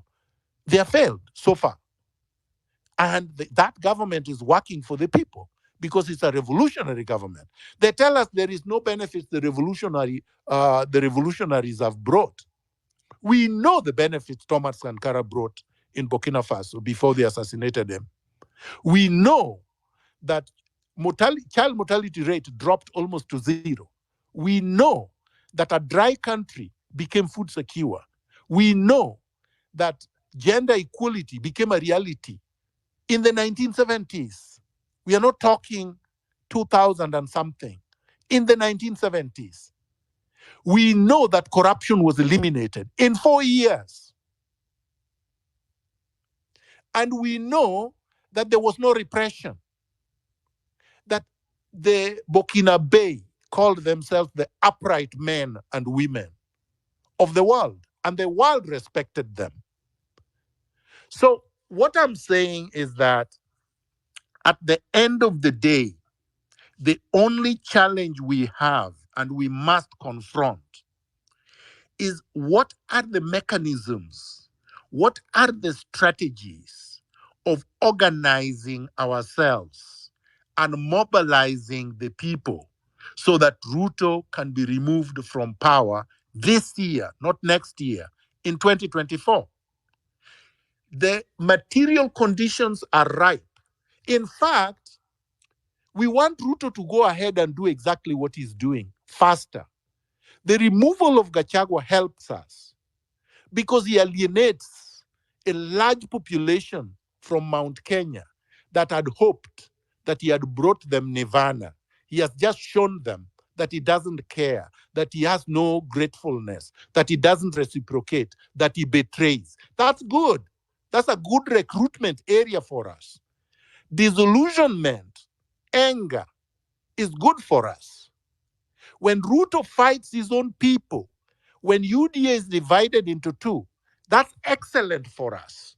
We should make sure that we encourage them to fight more, because in fact, if they can kill each other, that would be very good for us, because then we don't have to do much. We just have to go and take over, because they have already killed each other. So let Ruto and Raila fight with Gachagua, and we should encourage Gachagua not to surrender, to fight them, so that this elite, even if they kill each other, would be good for the Kenyan state. But let us continue relentlessly to organize and mobilize for a bigger day. And hopefully, Mashujaa Day could be the beginning or could be it. But boycott, I have a problem with. Because really, we boycott what? This needs proactive, active action. Talking about IEBC, we don't need it. Talking about dissolving parliament, if you dissolve this parliament, Ruto will call fresh elections, only parliamentary elections, and he will have worse people than the current parliament. But the moment Ruto goes, parliament dissolved by itself or on its own weight, all the institutions collapse, the system is gone, and we can build from down up. That's what I wanted to say. Thank you very much. Thanks so much, Dr. for your submissions, and of course for always staying true to the course and for sharing your experience, your lived experience that really we need to hear and really also take into consideration. That was really a powerful submission, and thanks for that. As we continue, because CPM was to go actually before Dr. but let's also not forget to keep connecting and building a network, and we will keep checking on the time. I see we still have a lot of requests coming in, so let's really come to the point when we get the mic and not really repeat the points that have already been discussed, so that at least we have more people have a chance to speak. CPM Mwangi, go, and then we go to African, and then Lady Justice, and 3 minutes each. Or CPM will give you more as an invited speaker, and then African, Lady Justice in 6, in that order. CPM? Thank you for the opportunity. I don't know if you can hear me. Loud and clear. Yeah, so just to correct something, I'm an associate. I will not consider myself at the expert level, but I know enough to comment on the issue that is going on. As I was telling Nelson, PPPs, they are usually more of a negotiation, because one end is incapacitated of something and the other one able to provide it, but on terms that it's a quid pro quo. It's not a matter of discrimination. And this deal has been challenged all over by all parties. I think the better part of this week, it was challenged by an organization called P3 World Council. It's an affiliation majorly in Asia, but does provide services across the world. And they gave their case yesterday, which I think I can try to read it, about first is Adani having exclusive ownership. I did a summary of that 315-page feasibility report, and you'll realize that the only thing that Adani will not have control of is the security operations and perhaps screening services for diseases and the like. Everything else, it will be by them. And to make matters worse is they wanted laws to be changed to act in favor of everything that they are doing. So that is the worst red flag, and that by itself is a breach of the constitution. And this is the point where I think we're losing you. Am Go I on, back? Yeah, you're back now. Please proceed. Yeah.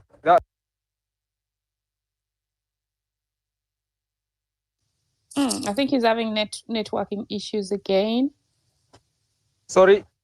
Okay, so try again.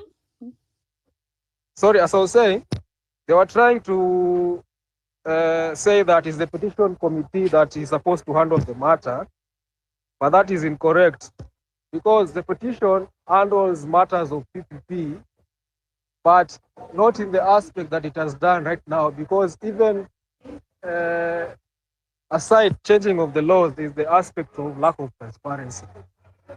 And also another problem is the directorate of PPP last year gave a checklist that a contracting authority is supposed to provide to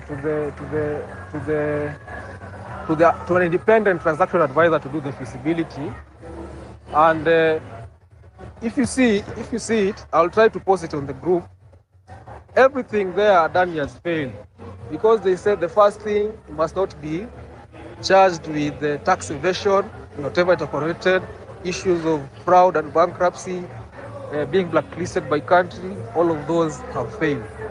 And I don't understand the kind of games that we are being taken by the ministry involved, because one time they say they are doing contract negotiations, another time they are saying they are doing due diligence.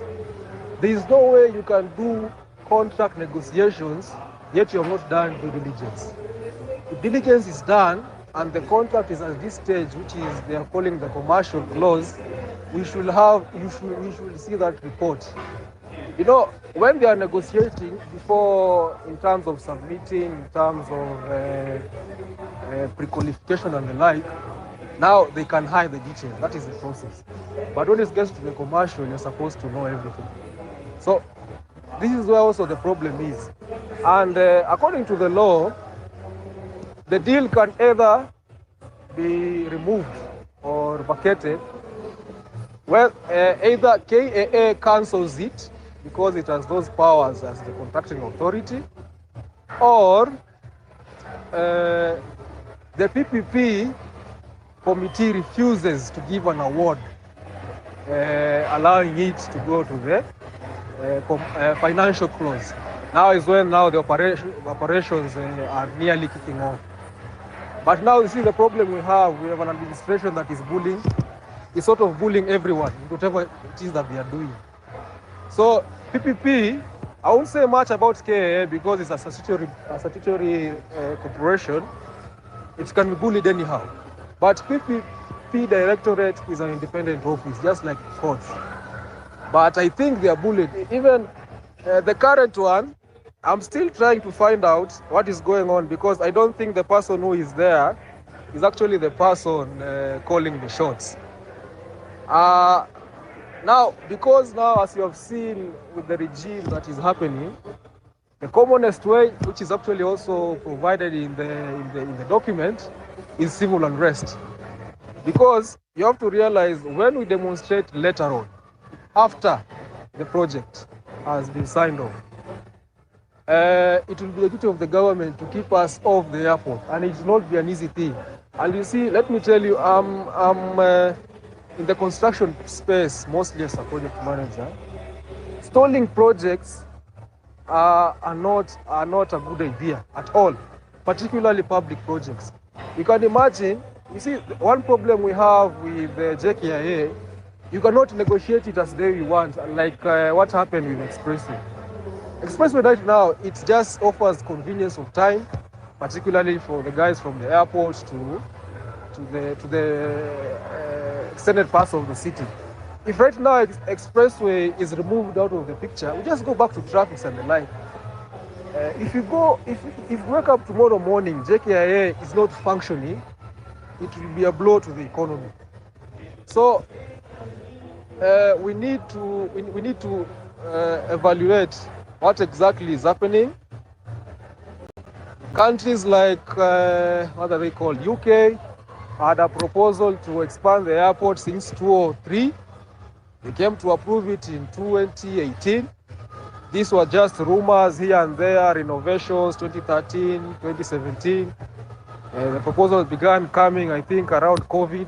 All of a sudden, we want to sign it. We have to add a little pinch of seriousness in terms of what we are doing. And one problem with privately initiated proposals, you can never know what exactly has been agreed.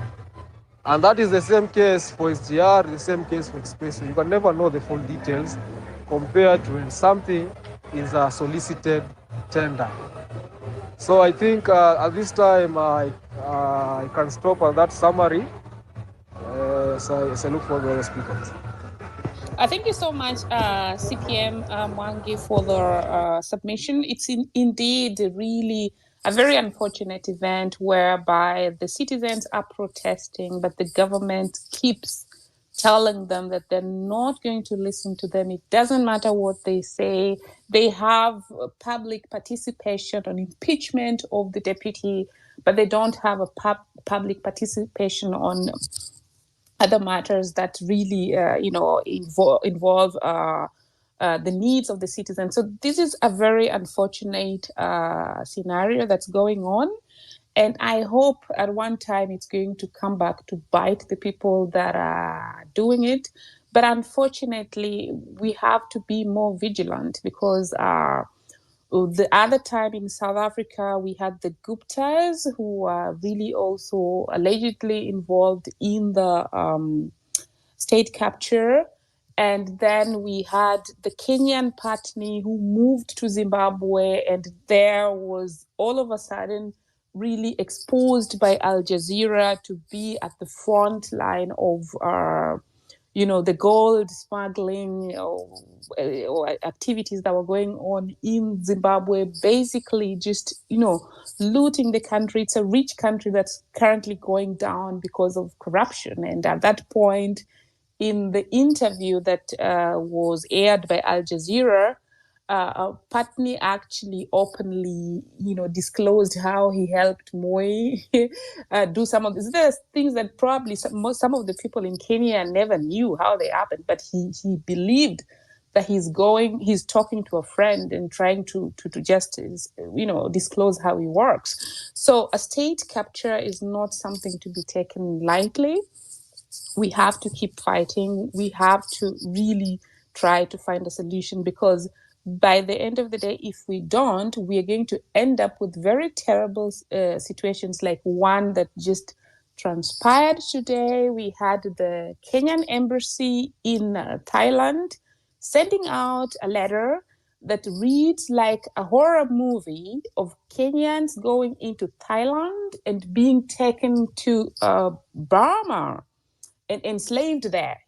They're running away from their countries and their country, and they're going to be, handed into modern slavery because of the state of failure. The country is actually failing. So we really need to be vigilant. And you might think it's not happening to you, it doesn't involve you, but it really will involve you at some point. And for those who remember the story about the hornbill, where the hornbill kept making noise in the forest and the other animals said, well, the hornbill's noise or pain is not our pain. And then the hornbill was actually eaten up. And then by the end of the day, all these animals who were very quiet ended up being victims of the other animal that was preying on them. So by the end of the day, it really remains our problem, and we have to be vigilant all the time. African Lady Justice then sits in that order. Yes, thank you so much. I've been patiently waiting for a long time, and it's been great. It's been great to hear from all the speakers. So thank you so much for hosting this space on this beautiful Saturday morning and for all the engagement we have had here.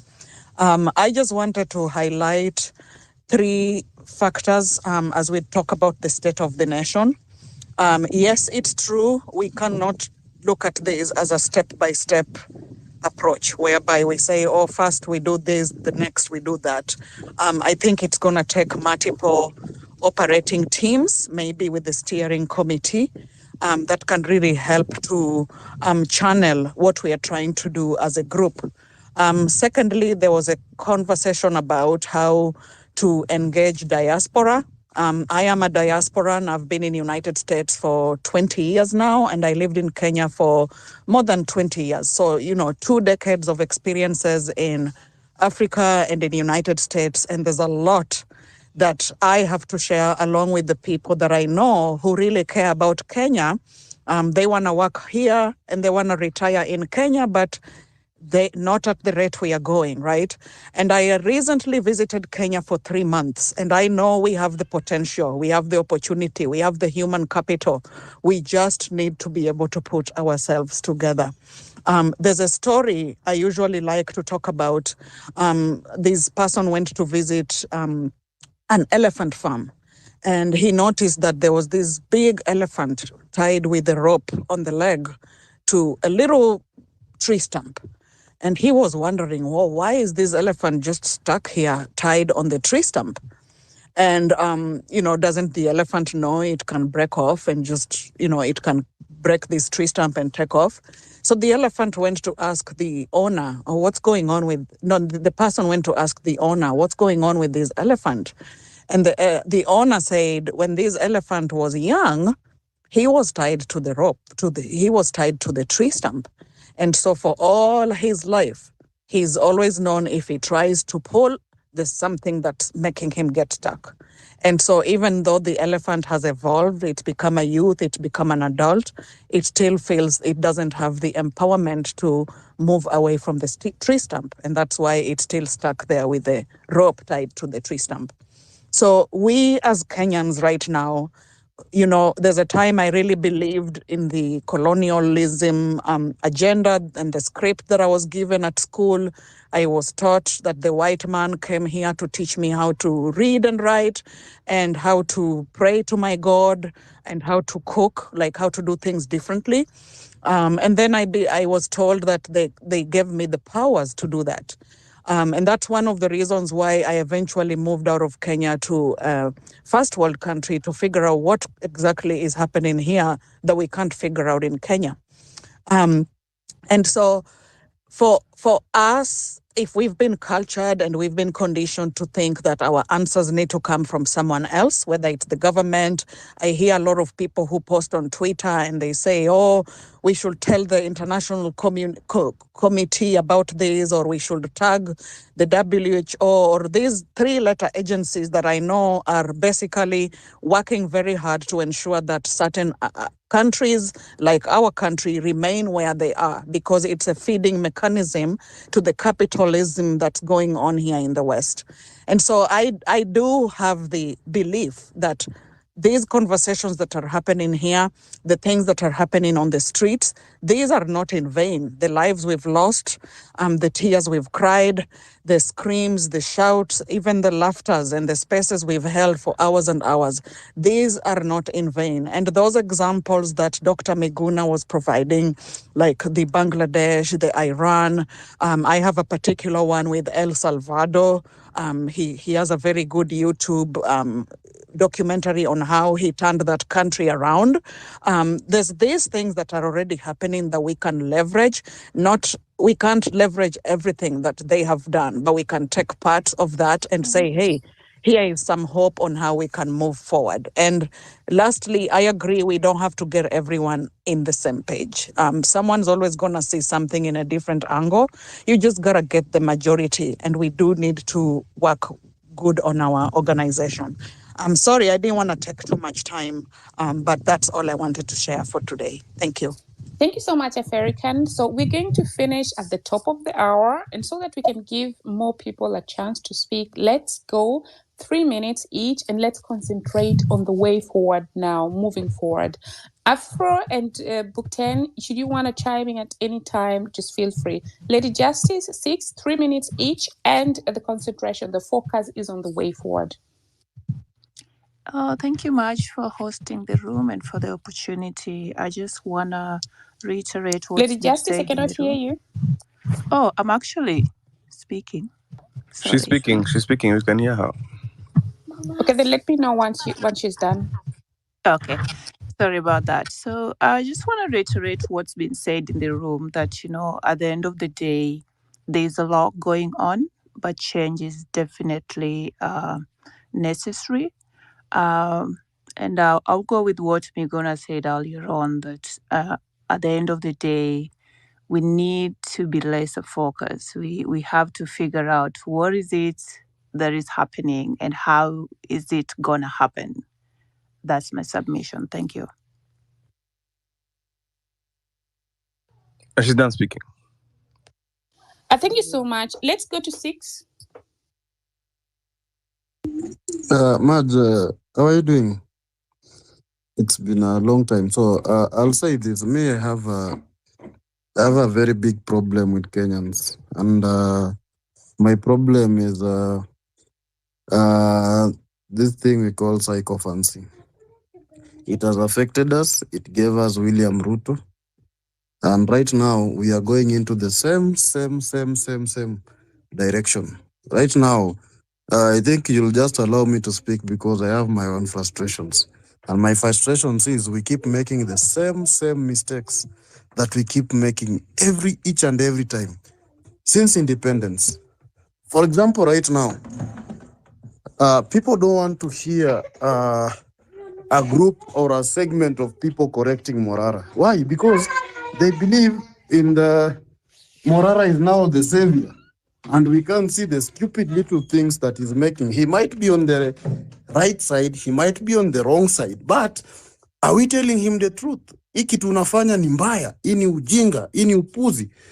And I'll tell you here for free, as somebody who has worked for different organizations, ukisema, if you say you can't hire PR strategies, somebody who is going to counter all these ill attacks coming your way, then if you don't have people who are going to sit with you down and tell you, Morara, yesterday we went to Mount Kenya, the response was not good. Are we going to take the same strategy as we go to Bomet? Are we going to take the same strategy as we go to Western Kenya? Are we going to sit down, watch, and see whatever is happening? But they'll still tell you our only chance is going to the streets. So me, I'm against that. I'm not against whatever he's doing. I'm against how he's having his team together. The other point here is, as Miguna said, the problem with Kenyans is they don't want to come out in numbers. The only way you can beat William Ruto is one, and that is by number. There is no dictator that will ever be removed in power through posting videos here in the name of Vampire Diaries. There is no dictator. The only way, Ruto knows we don't like him. He knows the country does not like him. In fact, he knows nobody in Kenya likes him. So he will use anything within his power to make sure he stays there. So if we don't come out in numbers, the only thing that Ruto cannot control is the number of people who are going out on those streets. He cannot control that one. Even if we left our houses right now and said we are going to camp there, he does not have that power. He will flee the country. And the moment he has already left that state house, he's not coming back. That is one advantage that we should take. And if we don't now educate people, masses, and we just keep saying 2027, what are you going to do 2027 with an IBC that will be appointed by a president who is corrupt and who is known for stealing votes? There is nothing that you will achieve come 2027. So the point here is we should go out in numbers, and that is what we should be preaching out here. Whatever things that we have, if you have feelings that people are attacking Morara, cut that shit. That is the same feelings we had for the church, the same feelings we had for Ruto, the same feelings we had for Uru, the same feelings we've been having for Raila Amolo Odinga for all those years. And it is not helping us. So guys, it is high time we wake up and remove all those things of psychophancy. Thank you. Afro? Yes, you're there. Thank you so much. 6,000. I'll give the microphone to James. James. Muriuki. Yeah. So thank you for the mic. I like what Maj said a few minutes earlier, that moving forward, let's talk about what's the way forward. And people have been talking, and also there's been a submission talking about people should come out in numbers. But the truth is, harnessing those numbers to speak in one voice has been the biggest problem. So I'll just dive straight into it. There's a project Kenyans have been working on called Mkura. It's a blockchain-based voting system. Right now, it's functioning as a public participation portal. So at least this is a chance where all of us can have our voices in one place at one time and harness the movement towards functionality. Also, there's been a lot of talk about organization, and we have been looking at how different people have been doing different things. Someone just spoke about Morara and the whole issue of accountability, especially in how the funds are being used. So the same system that has been developed can function as a system of democracy, full democracy and transparency and accountability.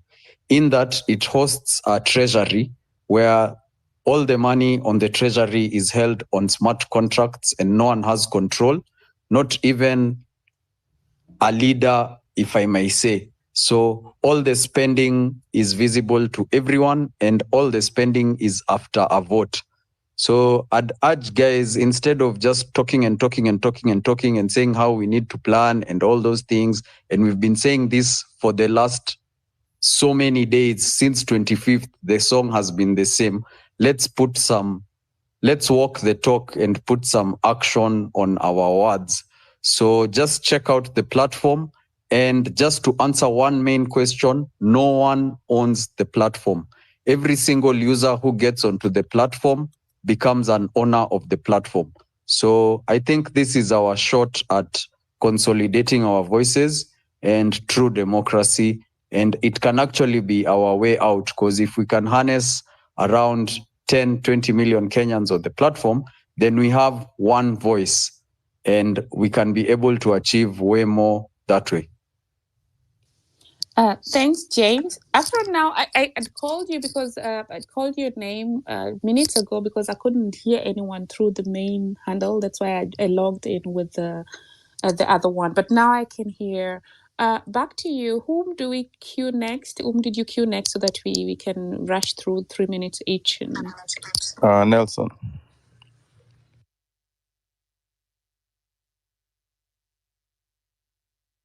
Nelson Carter, can you hear us?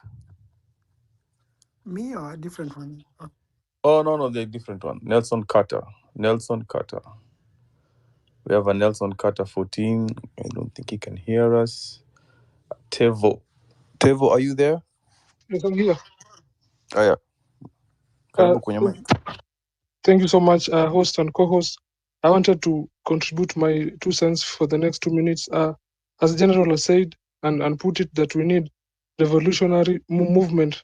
You all know that William Ruto has sold us to the highest bidder, which is the IMF and Bill Gates. Kenya is broken. Actually, we cannot rely on the West or United States to help us right now. In 1888, the West named Kenya Imperial British Company, which was later given to Sir William Mackinnon by the Queen Victoria. So we actually, if we can't get Ibrahim Traore in Kenya, then we are going back 30 years ago, and we will be few because Bill Gates is alive in Kenya. Airport is going, food system is going, it has been sold. They will be controlling our foods, our seeds with the recent bills like the seed bill, price control bill, oil crops bill. The livestock are going and will be replaced by the synthetic meat from Bill Gates.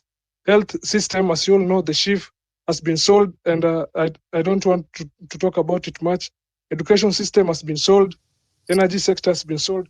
So the system is broken. Yeah, can we guys Thank you so much. concentrate on sorry to interrupt. Can we guys concentrate on the way forward? Because I know we are emphasizing on the things that really are going wrong, and we've done that. But let's just really now move on to continue with the way forward as we finalize. Back to you, Tevor. So as I finish, the way forward, the general has put it very clearly. We cannot rely on the IBC because the IBC will be the same skunks. So if we can't have Ibrahim Traore in Kenya, then we'll be fucked. Thank you so much. Thanks so much, the Tevor. Guys, now it's a marathon because we have 30 minutes to finish. And remember, we're going to reserve the last 10 minutes for the closeout period. So let's even try. If you can do 2 minutes, that's going to be perfect. So we're going by Fundi and then Apollo.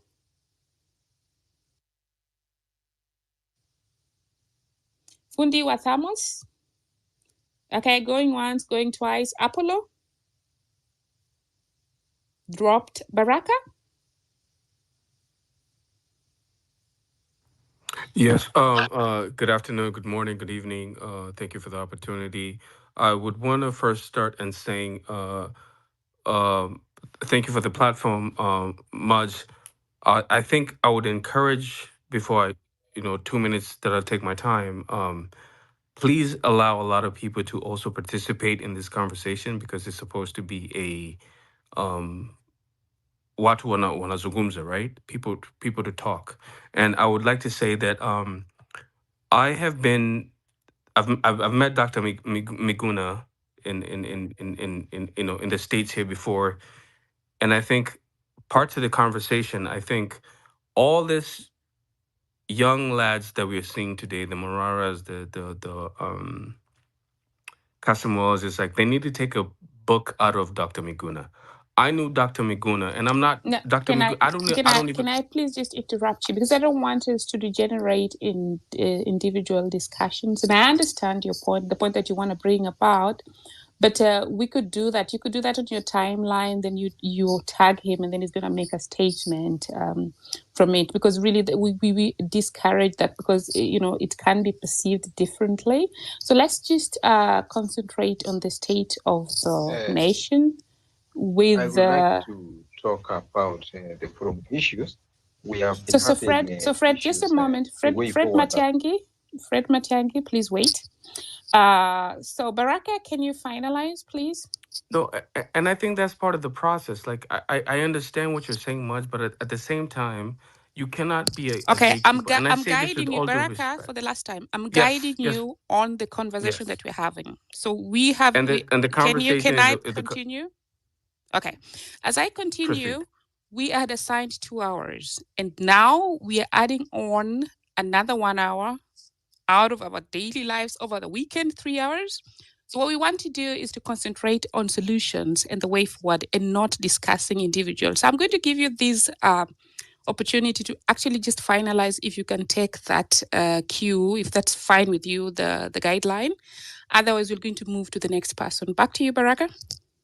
Yep, back to me, and I think I appreciate that. And I think I'm a freedom. I'm a straight thinker, right? And based on exactly what you've said, I'm not going to do but exactly what you're saying. I think I just have 2 seconds to say what I'm going to say. Then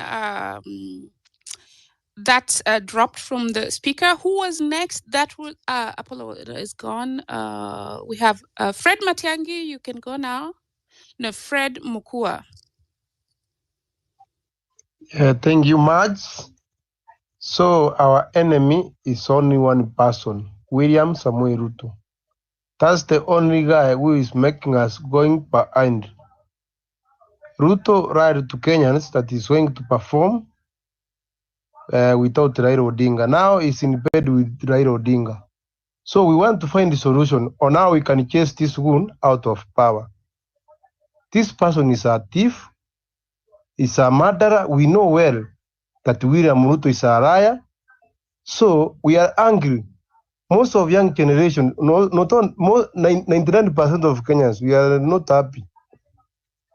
But we want to find good solutions that we want to overthrow this government. 2027 is far. Most of Kenyans, like me, I'm suffering. So we need the good people to assist the young generation to ensure William Ruto is out of power. We need to clean the system. We want the system which is working for the poor Kenyans. We want to see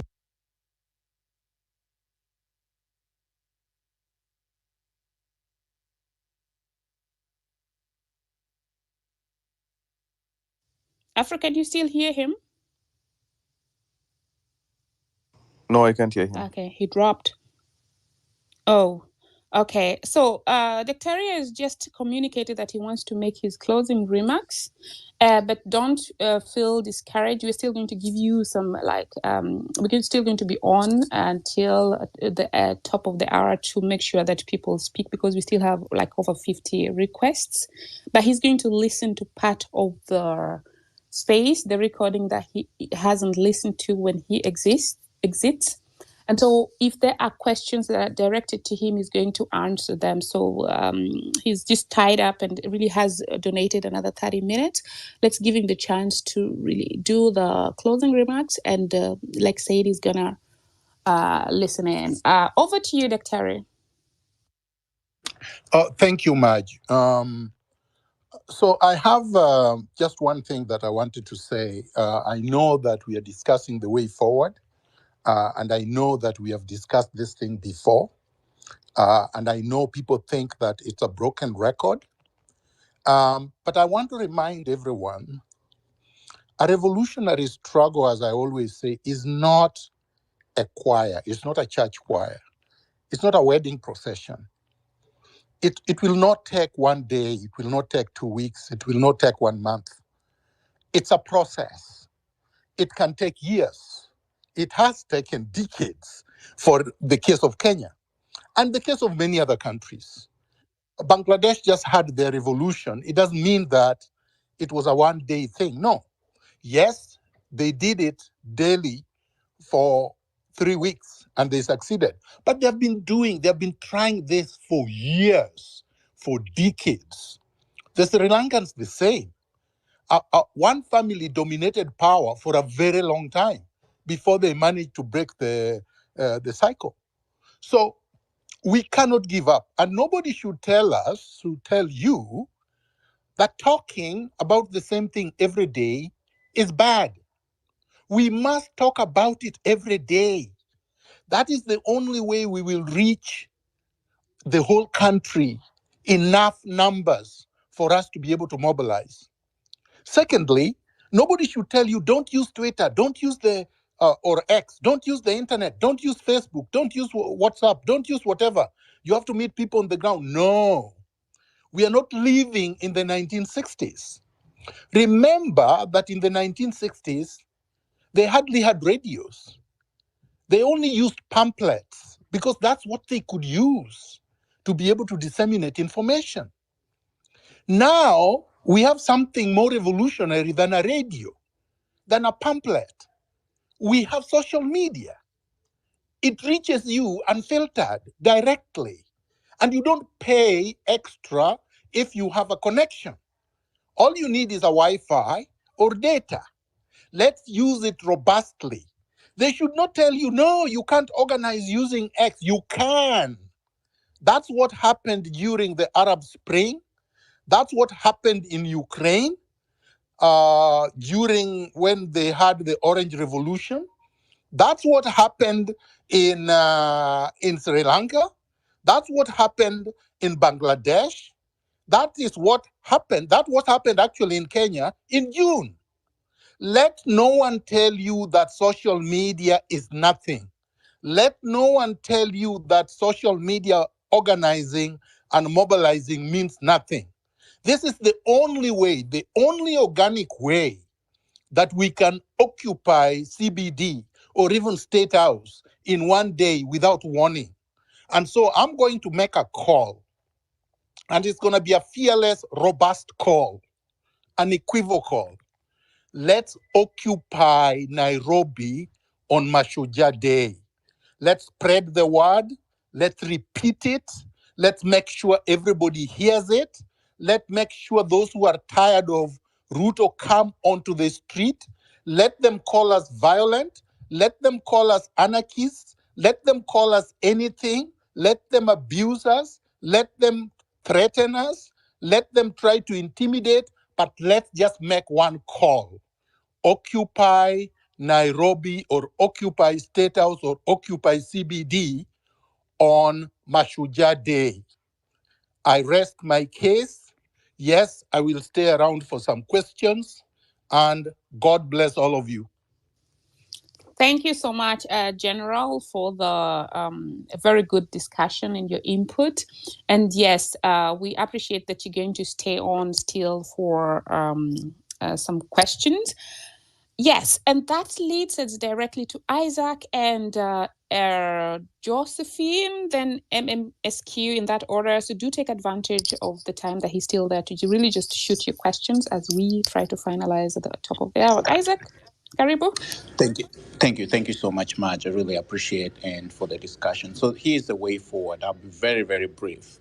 Number one, we've heard, Kenyans are people who are at the moment, they're like desperate. They're desperate for anyone who can actually come and stand in for them, right? And individuals that we have right now, we've been basing on these individuals. But the problem is Ruto is very, very smart. We are dealing with someone who worked under the era of Moi, and he knows the divide and rule. And even he has infiltrated, even in the youth that we've actually been believing in, sending money and doing all those kinds of things. And he knows how to divide these people.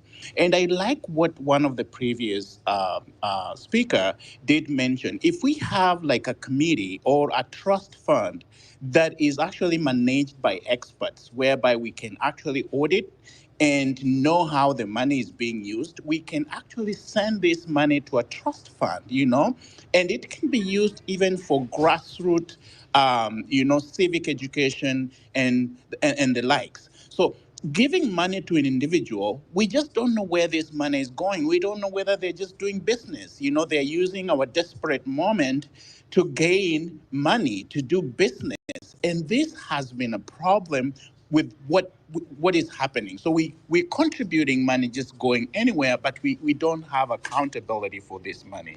So my way forward is if we can have a committee, if we can have a trust fund that is actually managed by people, experts, have accountants, because the money we are raising, Hanifa received over 30 million. That's not pocket change money. That's a lot of money. And if this money can be used accountably, I think we can head somewhere and we can have a very strong, solid foundation in which we can actually fight this war. And as Miguna has mentioned, this is not something that should stop. We should keep the conversation going. We should keep the rhetoric going, because that's the only way these people will ever listen. So let's move forward. Let's stand strong. Let's keep this conversation going. And we're going, at the end of the day, we will win. That's my submission. Thank you. Thank you so much, Isaac, for underlining on the importance of accountability. We move to Josephine.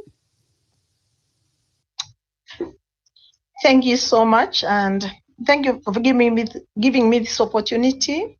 I want to say good morning, good evening, and good afternoon in your timelines. Thank you so much for giving me that opportunity to speak to Kenyans, wherever you are, fellow Kenyans.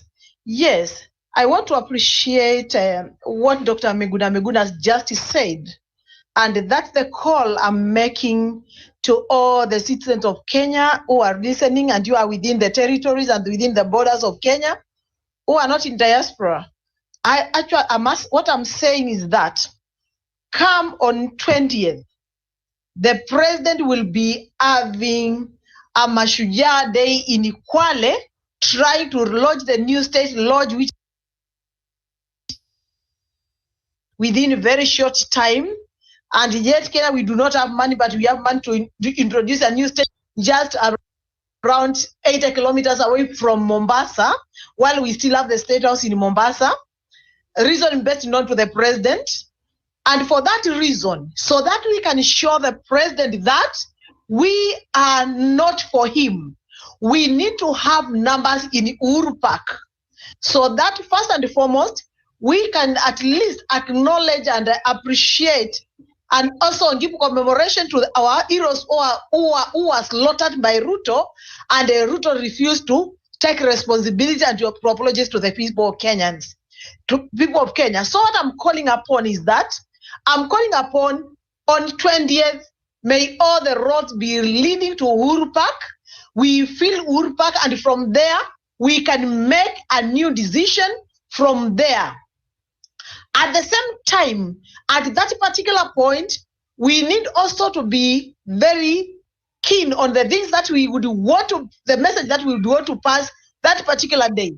Remember, fellow Kenyans, that come May next year, without an IEBC in place, that means automatically we will not have an election come 2027. And those are the calculations Ruto is actually calculating to ensure that we don't have elections.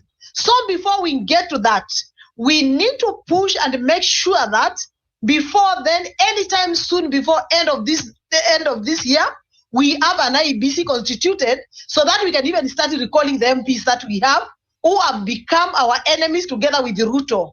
They have chosen to be our enemies. The other thing I would want to say is that it's our time, and the time has come for us to stand up for what belongs to us. Yes, I'm just landing, and go for what belongs to us. Let's stop sugarcoating Ruto, lying to him is smart. He used to be smart. He is no longer smart. Right now, he's waiting to hear the track we are taking, and sending his people inside here in the spaces to hear the ideas that we have, so that he can look for how to counter them. Fellow Kenyans, brain and counter brains. And Ruto is one in brain. He's not the only educated person in this country. We are more educated. We have also knowledge which we are inborn with it, God-given knowledge, and join it up together. We can remove Ruto as early as yesterday, as long as we cooperate. The other issue is the issue of giving money. There's a speaker who was just spoken about giving people money. That's the truth. There are people who are taking advantage of the desperation of Kenyans, and others actually are getting even money from the Ruto, and they come in here pretending they are supporting us, so that we collect money and we send to them, and they take the money back to Ruto, while we are still here trying to think that they mean good to us. We have to be careful. We have to be vigilant, and they come up with maybe either a team of few people whom we are sure they mean what we do, and not the person who is carrying out the activity, who is collecting the money direct from us. Let's merge the money in the same place, and then we can actually give even the money we are having a rally. Then we can remove that money, we go for the rally. A number of people, not just a few people, or one person saying that I'm doing this, I'm doing the other. Can we stand firm? We are going to redeem our country by our own monies and by our own effort, without relying on a single entity who is telling you, I am the right person, I am doing this for you. You are not even sure whether they are doing what they are telling you they are doing. And when somebody wants to take money, you know, Kenyans, we are very smart. When I want to eat money from you, I will still eat the money. Thank you so much, fellow Kenyans. All the roads, 20th, leading to Uhuru Park, so that we can show Ruto we are not with him. The Kenyans are on their own, and he's on his own. Also, let's also give an opportunity to all other leaders who are not in the government, so that they can join the same team. We become a strong team. The way it was in 2022, when we removed Moi, is the same way we should do, so that we remove Ruto. Thank you so much, and may God bless us, and may Thank God you bless so much, Kenya. Josephine. Before we proceed to MESQ, I just want to point out the 25th of June, there was still no funds. So let's not concentrate too much on money. The most effect that was felt in the country was done without money. Of course, money can bring in more, but really, let's also look at other resources, because we shouldn't forget about the potential that money has to really divide. MESQ.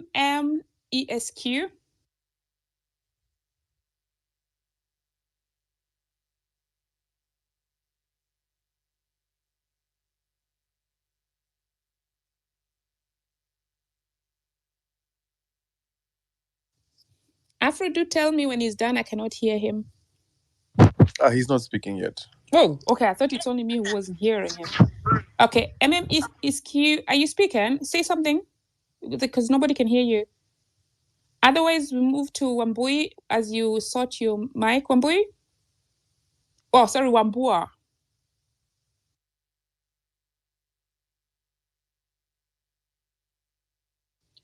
Wambua, can you hear us? Wambua. Microphone is yours. Okie dokie. If Wambua cannot hear us, what we're going to do now is, unfortunately, because you only have like 19 minutes to go, we're not going to add any other persons to the mic. We're going to just add CPM. I think CPM dropped. And then only those on the mic will say something, and then we close. We're going to be planning other spaces. We really apologize that we're not able to accommodate everyone, and some of you have been waiting from the very beginning. I really apologize. But we added you 1 more hour. So let's go by Beatrice and then Tom Boyer and Paul, and then we close. Beatrice? Hello, good evening. How are you, Marge? I'm fine, thank you. How are you? I can hear you. I am well, thank you so much. Mine is an appreciation to you for holding space to have a mature social political audit about Kenya and amongst Kenyans. Perhaps what I might want to invite this platform to do is to champion for a space where we bring together all these leadership that emerged during the organic organizing towards and after June 25th. Why I'm saying this is because I think we are struggling with trust issues as Kenyans. We are struggling with finding our points of convergence. So I'm inviting us as well to kill the individualism that is projected with the kind of power that these X spaces give us as either influencers, journalists, from wherever, as lawyers, from wherever we organize from, or from whichever that is our organizing philosophy. So I'm inviting us to have an internal analyzing of ourselves and then ask ourselves what technicalities or what technical gain or thing you're giving to the movement that believes in Ruto must go. Not Ruto must go in 2027, but Ruto must go now. Why, Marge and Kenyans that are listening in here? I have a problem with whoever released the Ruto must go clarion. Why? Because it didn't say when. And people are planning in silos. So as we continue to plan in silos, what technical expertise are you bringing in to not only just say Ruto must go online, but to also effect it? That would be that. Yes, very precise. Thank you so much for really being on point and keeping the time, Beatrice. Tom and then Paul. Tom Boyer? Okay, going once, going twice. Paul? Hello. Hello. Take it away. Yeah. Okay. So, okay. Thanks for hosting the space, and and also allowing me to speak. What I wanted to say is like, Okay, going once, going twice. Well, can I say something, thank you. Okay, let Paul pick it up. Okay, what I wanted to say is that, okay, fine. Like the way forward, I think there should be a central place where this communication or all the points, because we can have a meeting right now and then discuss all these issues, but there are people who are not listening, and we want to get back to, and they would love to know what happened, what people discussed, what points were taken. And let's say if like having a website, like there's issues which are going on, like where we have a website or a central place where every Kenyan can actually go and get the information, right? Because like not everyone can be able to attend on this meeting, but otherwise, but there are good points which have been laid forth. For example, the gentleman who was talking about like having a central place where for voting, and also where the money is spent, the money is kept, having different departments, selecting different people committees where they're going to be discussing issues and stuff like that. So it's very key and it's very important to have a central place. Let's say we have our own, like it's the same thing we have like eCitizen, we have our own website where all this information is put. Guys are allowed to vote, guys are allowed to give opinions, and then there are people who like kind of state when, let's say if you give 7 days or 14 days whereby this information will be collated, and then this will be the way forward people have chosen to go. I think that will be very, very important. That's what I wanted to say. Thank you so much, Paul, for your submission and for really, joining in and contributing to the conversation. We really appreciate. Tom Boyer. Okay, when you call on Tom, he's not speaking. So now we are winding up. So Nelson, over to you for your closing remarks. Thank you, Marge. I don't have much to say. I think General Miguna Miguna said it all. We need to overhaul the entire system. Otherwise, all these calls that we are making, saying form IBC, dissolve parliament, I don't know, all these things, they're just, in Kiswahili we say hazitazuia tembo kunywa maji, something like this. So the real issue is for us to go in large numbers, and we don't even need a lot of numbers to do it, because in Bangladesh it was only the students who did it, and even in Paris normally it's not many. It's not the entire population that does it. It's only Parisians who normally go to the streets, and it's really felt. So even the finance bill itself, it wasn't 1 million people in the street, but it was really felt. So it has to come from the people to go and to protest in the streets, and that's gonna be our only solution right now.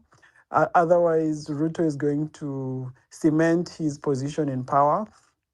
And the last thing I would like to say is to call everyone to come and support the 20th March. I think people are going to Uhuru Park, so everyone should come from wherever, even from different counties to Nairobi, and let's occupy Uhuru Park. Let's occupy Nairobi. Let's make our voices heard. Thank you. Thank you so much, Nelson. There was a lady who actually wanted to speak, but I cannot see her. I would have given her the last chance. Be real, I cannot see you.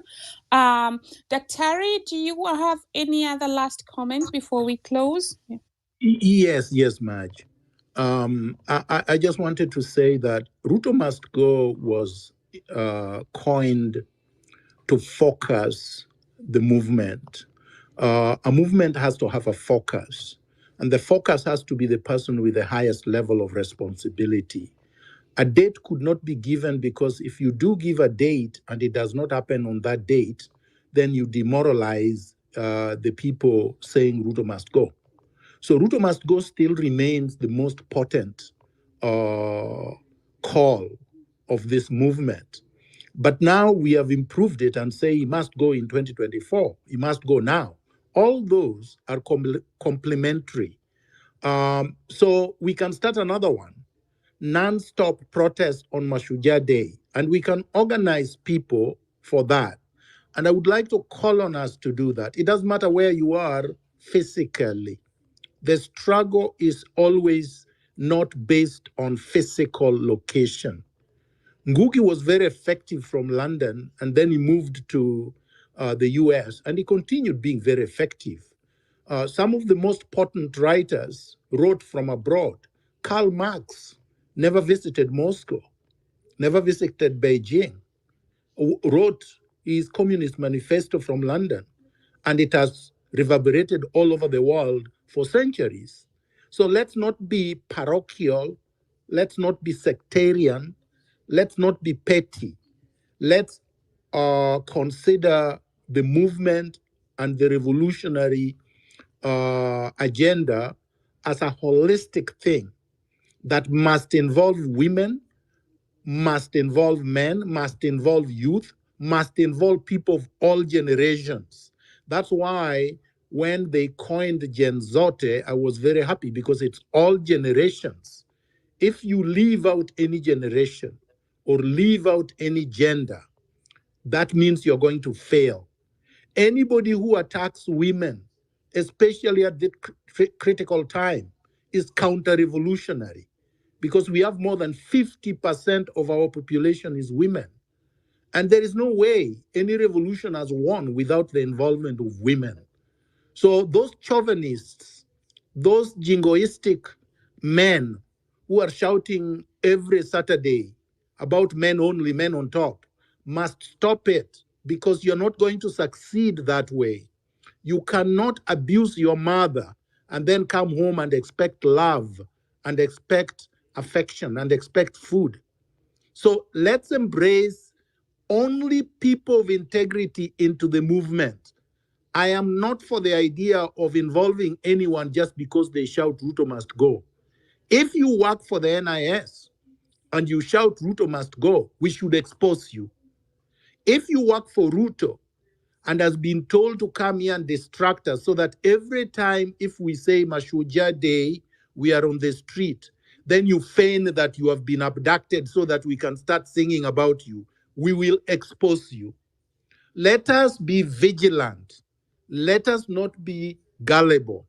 And let's maintain discipline and focus. Viva and bravo and good evening. Viva, and thank you so much, General, for... Oh, Afro, yes? Somebody speaking. Is it book 10? Yes, Selma. Yeah, go on. Yeah. So thank you guys for joining this space. It has been very educative. On 20th, let's go out and fight for our rights. Let's go out and demand accountability. Let's go out and fight until these corrupt people leaves office, because we want a government that is accountable and serve the rights of the people. This guy, William Ruto, doesn't care how much noise we make. He doesn't care how many corruption scandals we expose. He doesn't care about that. He doesn't care how Kenyans are suffering. He doesn't care whether we access education or not. So the only way to defeat him is to camp in the streets, fight until we achieve our goals. So on 20th, let's all go out and fight for our rights. Thank you.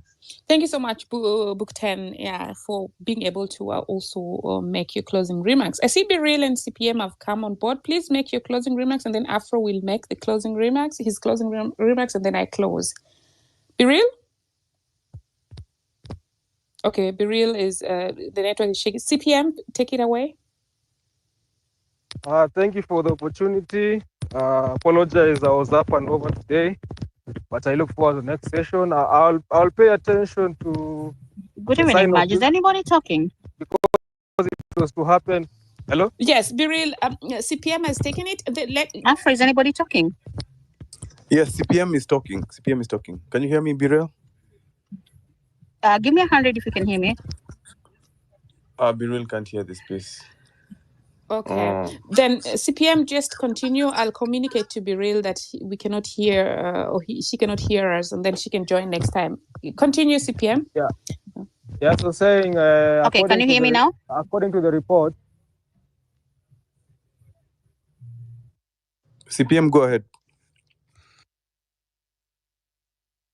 Yeah, so saying according to the report, the deal was to be signed off by 31st of this month. So it's something I'm looking for. I'm following keenly. But what you have to know, we are using defunct regulations of the Act, because when the Act was revised to 2021 version, they did not also upgrade the regulations. The draft were out last year, but they just, this behavior of government delaying around until now we have this situation, because if we use that those old regulations, we actually have still loopholes to pass this deal. So it's something, let's all be vigilant. I try as much as possible. I do some basic meditation most of the evenings on my timelines, especially the weekdays. So let's pile the pressure. At the end of the day, the only way out is demonstration, because it's the only language that they understand. Yeah, thank you. I look forward to the next. Thank you so much, CPM Wangi, for your submission, creating the time to come and sharing with us your insight. Afro, over to you as you close. Thank you, Marge. Comrades, I would like to submit to you my closing statements and say that we are really at a sensitive point in the revolution. At this moment, I believe it requires extreme discipline from every comrade and for everyone who rallies underneath the Kenyan flag. We recognize what is happening in our country, Please refrain from infighting. Please refrain from attacking each other. Divide and rule is a real strategy being deployed against the movement right now. Do not be part of the chess piece of this state, of the political class, to divide comrades. Please hold back. Me, myself, I've restrained myself because I've known if I attacked anyone, it would just divide the conversation and divide the focus of Ruto must go. We have a messianic complex as a people that we feel like we need a leader, we need someone to come in, and I don't know whether the society has made us think that we need someone to come and drive this bus, someone to come and just carry out the day. And that's why we are saying Ruto must go, but we are at the comfort of our homes. We are not coming out on the streets. We are still going to work. It's still business as usual. That is because we have this messianic complex. I want you to look into the mirror and know that Kenya's savior is you. It is no one else. The fact that you're not taking media interviews, you are not at the limelight, this movement will not succeed by having someone we think that is on the streets. So, and that's why the beginning of this movement, it was so successful and we achieved a lot because we knew that it all depended on us. But now when we think we have subscribed the leadership to someone, we know, bus, so and so is out there, Marge is out there fighting, Book 10 will go and out there fighting. And that is being detrimental. It has been very detrimental to the movement. Another thing, the last thing I want to talk about is delusions of reprieve. Delusions of reprieve is a psychological condition that falls upon a victim when he's facing extreme danger. And I believe this is what has fallen on us as Kenyans. When we think that a solution will show up, like you will be spared. It is a condition faced people who are on death row. When the Jews were on their last journey, were put on trains and were being taken to their gas camps, they thought a savior will just show up from somewhere. It's called a delusion of reprieve, thinking that this situation is just going to get better by itself, that you can just ignore it, they can just sweep it under the rug. It is going to take up you and me coming on the streets, because this is the only language that this government understands. So on 20th, you have to come out. Don't think someone else will have to come out. It is you to come out, and let us unite under the objective of Ruto must go, and let us be unified. Unity and strength in numbers. Thank you, Marge. Thanks so much, Afrocentric, for your closing remarks, and also for creating the time to come and co-host. Book 10, since you are not able to speak before, I would give you another, share with you some of my minutes before we close, if you still want to say something, and then I close. Okay. Yes? No, I'm okay. Okay, that's great. Now, just to close, I'd like to really say thank you to everyone for really creating the time to come and listen, to share your submissions. And I'd like to really apologize also to those that we weren't able to give a chance to speak. But just to keep it very, very brief, I'd like to say that I hear a lot of people talking about, the citizens having a need for somebody to lead them. This is because the government has failed. And while we factually have a commander-in-chief, we have these people there, there's no opposition. So we actually have a power vacuum, leadership vacuum in Kenya. And that is why the people are yearning to have somebody who's leading them, because there's no leadership. That they are really people who are just, signing deals here, left, right, and center. So that's what's happening. But what can we do? The government comes in most of the time and buys people. This is not something new. When they see somebody out there, they're going to approach that person and want to also, manipulate them, because it's a power thing.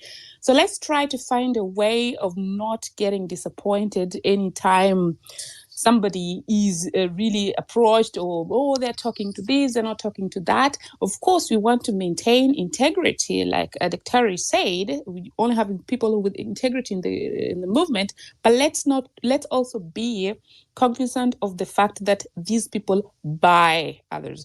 And we shouldn't act surprised, because even before the Supreme Court declared the current president president, he was already buying people. He bought them and they were lining up. So why are we surprised? He keeps buying people. He's been buying people. Today there was someone in a clergy attire saluting him, and the symbolism of that is very powerful, but people don't see that. So really, we're dealing with a government that actually showed us before they were sworn in that they want to buy people, and they keep buying and keep buying. So let's check and see what we can do for our future, because those who were previously bought, this is why we know they were paid 527 shillings per day, came crying on a space. I was once